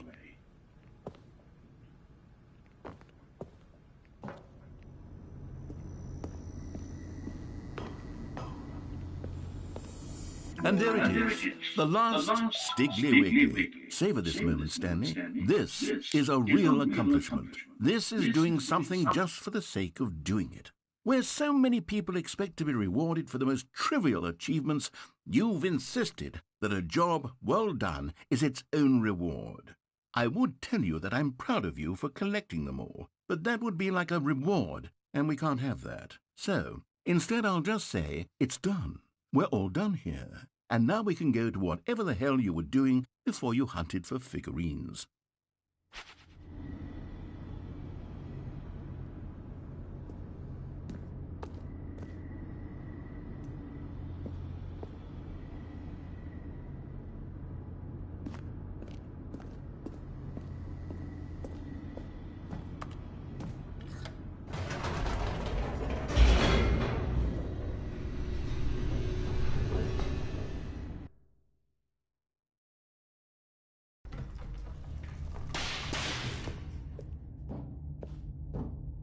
Stanley walked straight ahead through the large door that read Mind Control Facility.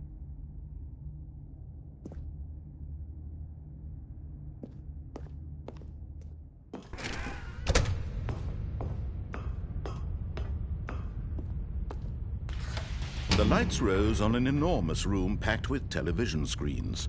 What horrible secret did this place hold? Stanley thought to himself. Did he have the strength to find out?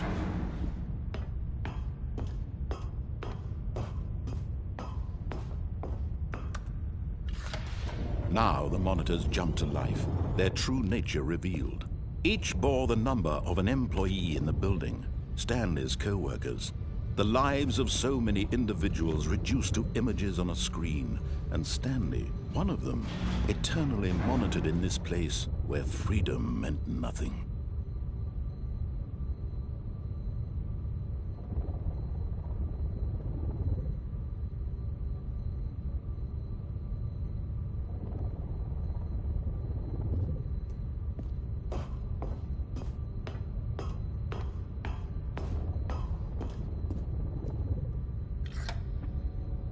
This mind control facility, it was too horrible to believe. It couldn't be true. Had Stanley really been under someone's control all this time? Was this the only reason he was happy with his boring job? That his emotions had been manipulated to accept it blindly? No, he refused to believe it. He couldn't accept it. His own life in someone else's control? Never! It was unthinkable. Wasn't it? Was it even possible? Had he truly spent his entire life utterly blind to the world? But here was the proof. The heart of the operation. Controls labeled with emotions. Happy, or sad, or content. Walking, eating, working. All of it monitored and commanded from this very place.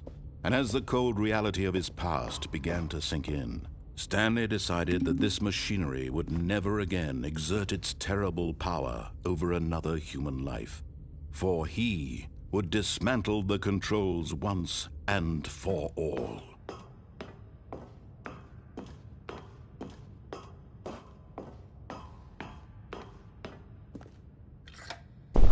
Oh, Stanley, you didn't just activate the controls, did you? After they kept you enslaved all these years, you go and you try to take control of the machine for yourself. Is that what you wanted? Control? Oh, Stanley, I applaud your effort, I really do. But you need to understand, there's only so much that machine can do. You were supposed to let it go, turn the controls off, and leave. If you want to throw my story off track, you're going to have to do much better than that. I'm afraid you don't have nearly the power you think you do. For example, and I believe you'll find this pertinent, Stanley suddenly realized he had just initiated the network's emergency detonation system. In the event that this machine is activated without proper DNA identification, nuclear detonators are said to explode, eliminating the entire complex. How long until detonation then? Let's say, 2 minutes. Ah, now this is making things a little more fun, isn't it, Stanley? It's your time to shine. You are the star. It's your story now. Shape it to your heart's desires. Oh, this is much better than what I had in mind. What a shame we have so little time left to enjoy it. Mere moments until the bomb goes off. But what precious moments each one of them is. More time to talk about you, about me, where we're going, what all this means. I barely know where to start. What's that? You'd like to know where your co-workers are? A moment of solace before you're obliterated? All right, I'm in a good mood. You're gonna die anyway. I'll tell you exactly what happened to them. I erased them. I turned off the machine. I set you free. Of course, that was merely in this instance of the story. Sometimes when I tell it, I simply let you sit there in your office forever, pushing buttons endlessly and then dying alone. Other times, I let the office sink into the ground, swallowing everyone inside, or I let it burn to a crisp. I have to say this, though, this version of events has been rather amusing. Watching you try to make sense of everything and take back the control wrested away from you, it's quite rich. I almost hate to see it go. But I'm sure whatever I come up with on the next go-around will be even better.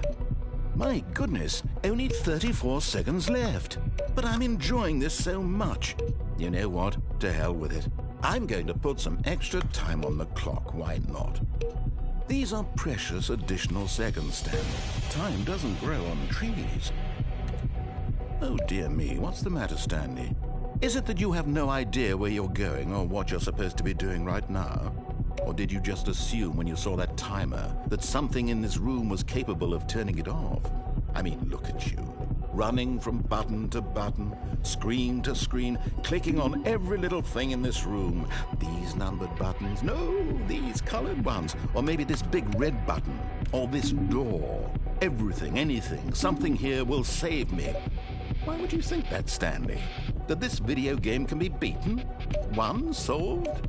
Do you have any idea what your purpose in this place is? Stanley, you're in for quite a disappointment. But here's a spoiler for you. That timer isn't a catalyst to keep the action moving along. It's just seconds ticking away to your death. You're only still playing instead of watching a cutscene because I want to watch you for every moment that you're powerless. To see you made humble. This is not a challenge. It's a tragedy. You wanted to control this world, that's fine. But I'm going to destroy it first, so you can't. Take a look at the clock, Stanley. That's 30 seconds you have left to struggle. 30 seconds until a big boom and then nothing. No ending here, just you being blown to pieces. Will you cling desperately to your frail life, or will you let it go peacefully? Another choice. Make it count, or don't. It's all the same to me, all a part of the joke. And believe me, I will be laughing at every second of your inevitable life from the moment we fade in until the moment I say, happily ever after.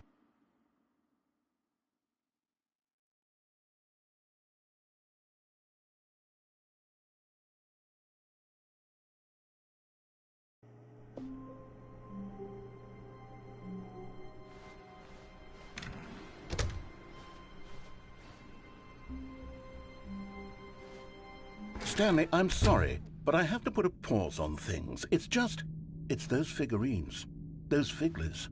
I haven't stopped thinking about them since you nabbed every last one. Wasn't it just the most intrinsically fulfilling moment of your entire life? Didn't it fill you to the brim with inner richness? Yes, I know we're supposed to be telling a story, but won't you please indulge me with one more trip back to the memory zone? I would love nothing more than to revisit the figurines just one more time.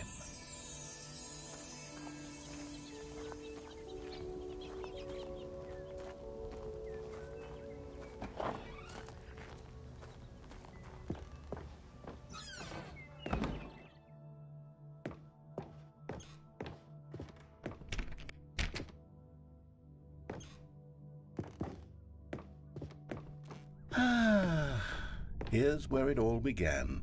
The first collectible. Back then, we had no idea of how many of them we'd find. Sure, it said 6 right there on the screen, but how could we know for certain? We were so innocent. We'll never be like that again, Stanley.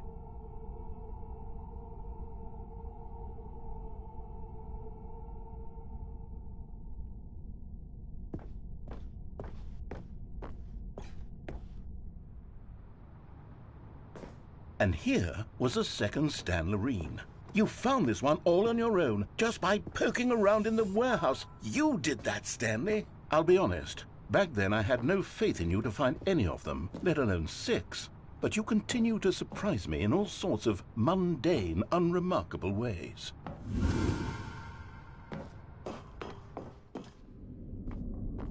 Okay, let's do a little quiz. Which of these rooms was the room you found your third mini Stan? Can you remember?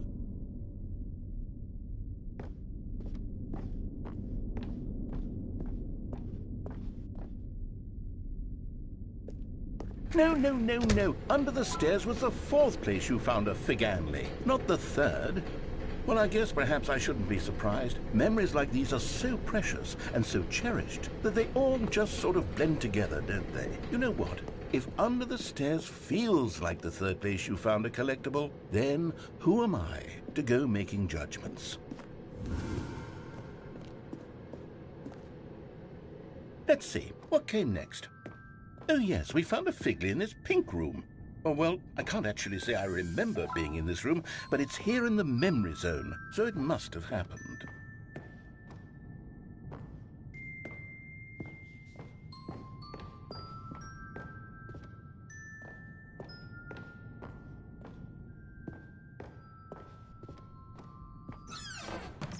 This was the 5th mini Stan, and this one was really something special. It was in the boss's bathroom. I remember it so clearly.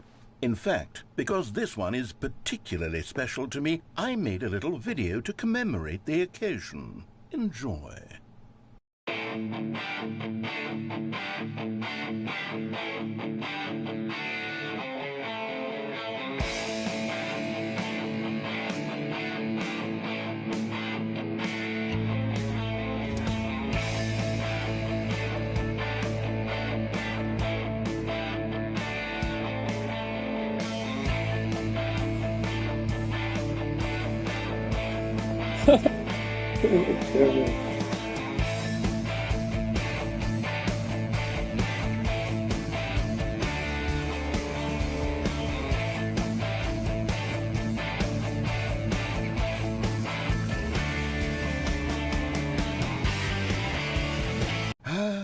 Takes you back, doesn't it? I spent a lot of time making that video, but it was 8 minutes I wouldn't have spent on anything else.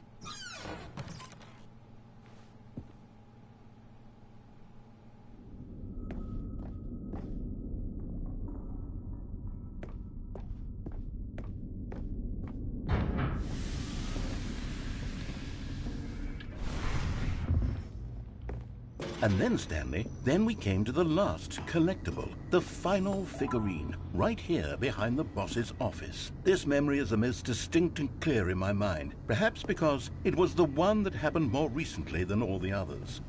Who can truly say how the mind works? All I know is that this is the moment where you picked up a Figley and I thought to myself, yes, that's all of them. They're all collected. It was a moment unlike any other. except for the other moments picking up figurines, which it was exactly like.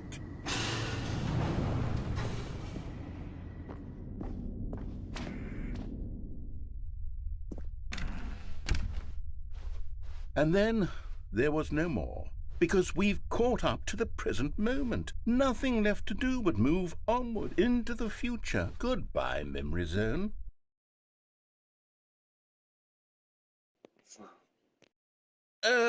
No, I'm not done. I'm not ready to move on. Stop the loading screen. Isn't there some way we can stay here, keep enjoying these figurines? Let's just go backwards. We'll do the Memory Zone again from the opposite direction. See how that feels.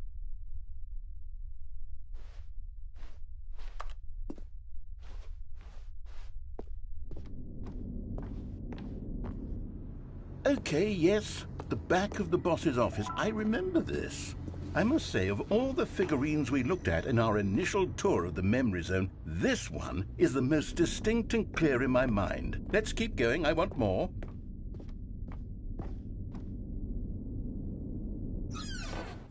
And here's where I made that video. Don't you remember the video we watched?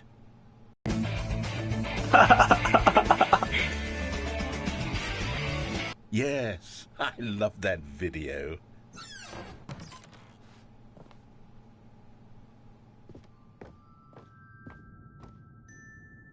Still don't remember the pink room, Stanley. Still no memory of this one. Good room, though. A solid room.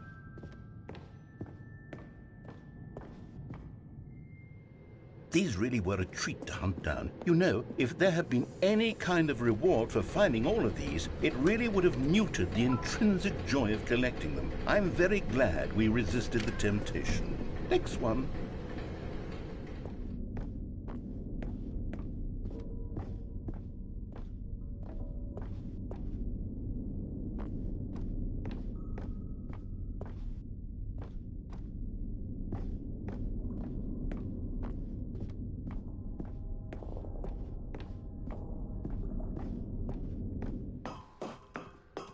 This was our second Figley. Don't you remember? Yes, I remember it too. The past is truly a wonderful thing. Why does anyone ever choose to leave it? Keep going.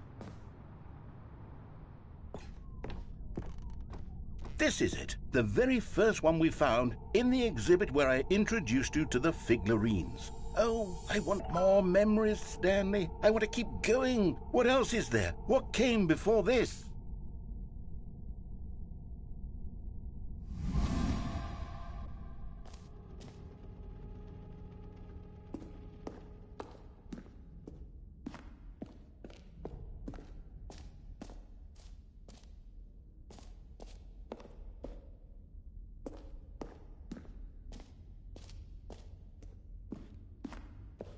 Look, it's the terrible new content that we were originally sold on. I remember hating it back then, but time does put a rosy filter on everything. In fact, I dare say I'm actually quite fond of it now. Look how much fun the past is. I want more. More memories.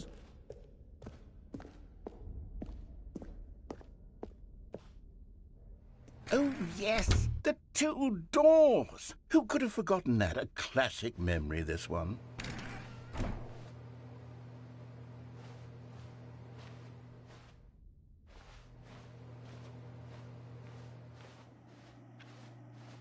And before everything else, there was your office. Is there anything else? Was there something that came before your office? There's something I feel I can remember. I can remember. Yes, I'm remembering something now. I remember before this whole story got started. Back then I was different. I used to make big decisions. I was passionate. I was skeptical. I weighed each decision with profound thoughtfulness. And then somewhere along the way, I stopped making decisions. I became lazy, and I came up with a character named Stanley to do my thinking for me. He would make the decisions. He would decide which way to go. I would cheer him on as he collected figurines for no reason. Why did I invent Stanley? Was I lonely? Yes, perhaps that's it. Perhaps I needed to imagine I had companionship. And Stanley really did make for a wonderful companion, even if he was a fiction. But I suppose it's grown old. I want to think for myself again. I want to go back to how it used to be. Yes, I can be on my own again. I can do it. I'll be stronger this time. I'll take care of myself. I don't need Stanley anymore. Oh, but he truly was so much fun to play with. You know what? Since we're in the memory zone, how about one more good memory? Let's go back just once and give Stanley one more run of the office, and then I'll retire him for good. I did enjoy telling his story so very much. Okay, here we go. This is the story of a man named Stanley.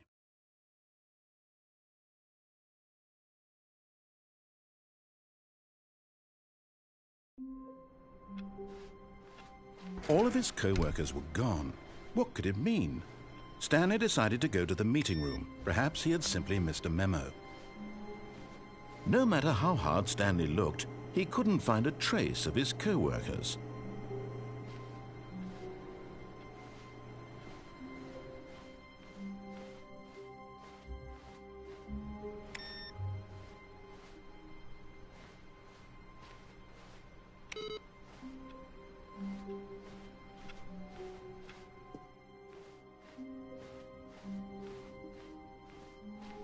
When Stanley came to a set of 2 open doors, he entered the door on his left.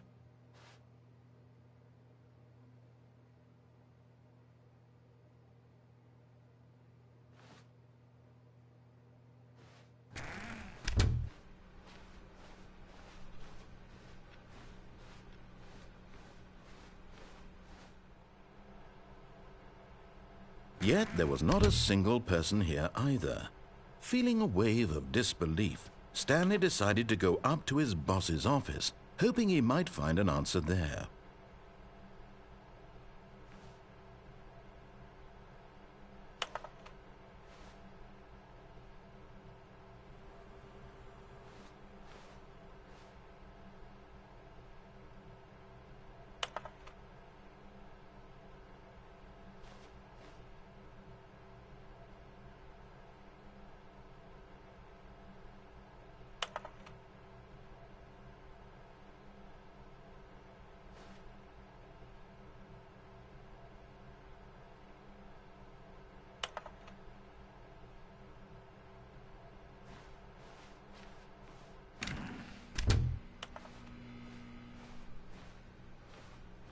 Coming to a staircase, Stanley walked upstairs to his boss's office.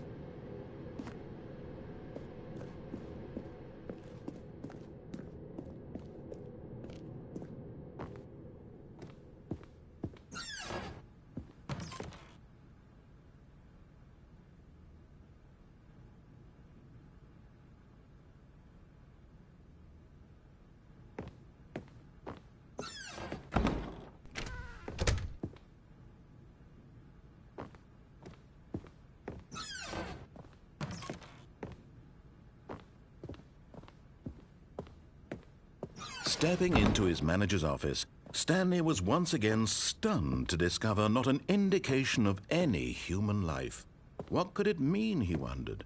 Desperate for answers, he began turning the room over looking for clues that might unravel the situation, until at last he discovered a keypad behind the boss's desk. But alas, no code. For this keypad, Stanley was in such a rush to get through the story as quickly as possible, he didn't even have a single minute to just let the narrator talk. That kind of anxiety isn't healthy, so he relaxed for a few moments with some calming New Age music.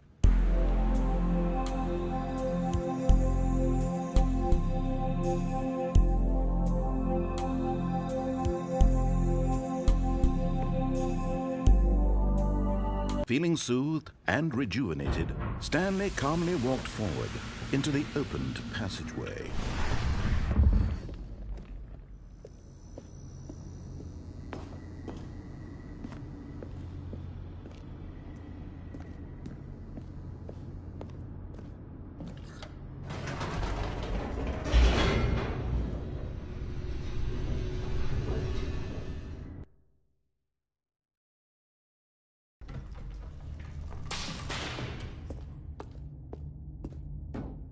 Stanley walked straight ahead through the large door that read Mind Control Facility.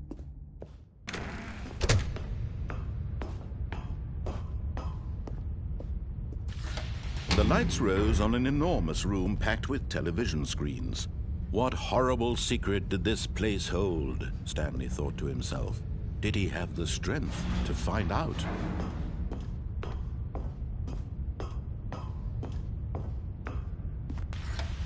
Now the monitors jumped to life, their true nature revealed. Each bore the number of an employee in the building, Stanley's co-workers. The lives of so many individuals reduced to images on a screen, and Stanley, one of them, eternally monitored in this place where freedom meant nothing.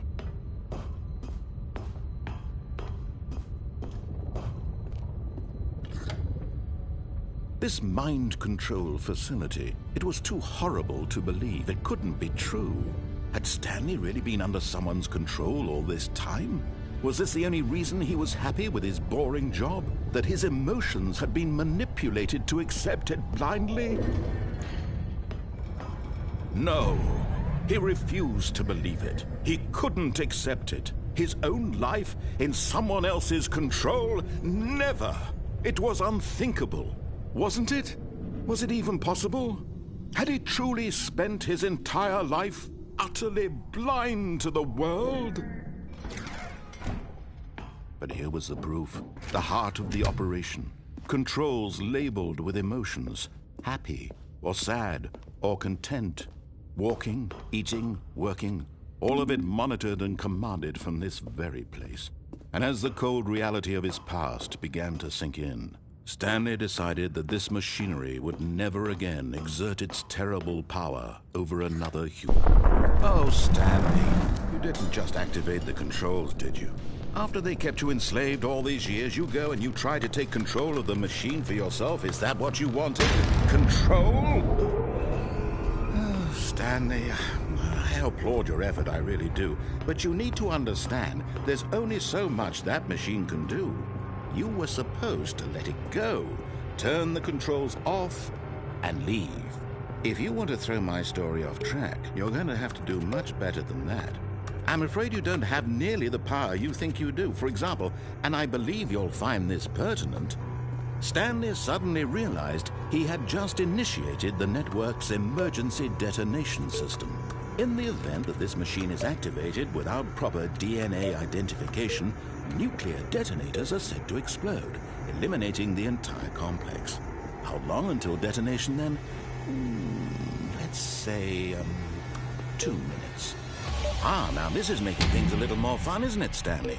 It's your time to shine. You are the star. It's your story now. Shape it to your heart's desires. Oh, this is much better than what I had in mind. What a shame we have so little time left to enjoy it. Mere moments until the bomb goes off. But what precious moments each one of them is. More time to talk about you, about me, where we're going, what all this means. I barely know where to start. What's that? You'd like to know where your co-workers are? A moment of solace before you're obliterated? All right, I'm in a good mood. You're gonna die anyway. I'll tell you exactly what happened to them. I erased them. I turned off the machine. I set you free. Of course, that was merely in this instance of the story. Sometimes when I tell it, I simply let you sit there in your office forever, pushing buttons endlessly and then dying alone. Other times, I let the office sink into the ground, swallowing everyone inside, or I let it burn to a crisp. I have to say this, though, this version of events has been rather amusing. Watching you try to make sense of everything and take back the control wrested away from you, it's quite rich. I almost hate to see it go. But I'm sure whatever I come up with on the next go-around will be even better. My goodness, only 34 seconds left. But I'm enjoying this so much. You know what? To hell with it. I'm going to put some extra time on the clock. Why not? These are precious additional seconds, Stanley. Time doesn't grow on trees. Oh dear me, what's the matter, Stanley? Is it that you have no idea where you're going or what you're supposed to be doing right now? Or did you just assume when you saw that timer that something in this room was capable of turning it off? I mean, look at you. running from button to button, screen to screen, clicking on every little thing in this room. These numbered buttons, no, these colored ones, or maybe this big red button, or this door. Everything, anything, something here will save me. Why would you think that, Stanley? That this video game can be beaten? Won? Solved? Do you have any idea what your purpose in this place is? But you really believe there's an answer? How many times will you replay this bit, looking desperately for a solution? 10? 100? 1,000? I look forward to finding out and to watching the bomb go off each time you fail. Just you and me and the retching explosion of fire and metal over and over and over for all of eternity. And Stanley died again. And Stanley died again. Do I dig it? And Stanley died again. Yeah, it's something to do with it. Take a look at the clock, Stanley. That's 30 seconds you have left to struggle. 30 seconds until a big boom and then nothing. No ending here. Just you being blown to pieces. Will you cling desperately to your frail life, or will you let it go peacefully? 2, 3, Another 4. choice. Make it count, or don't. It's all the same to me, all a part of the joke. And believe me, I will be laughing at every second of your inevitable life from the moment we fade in until the moment I say, happily ever after.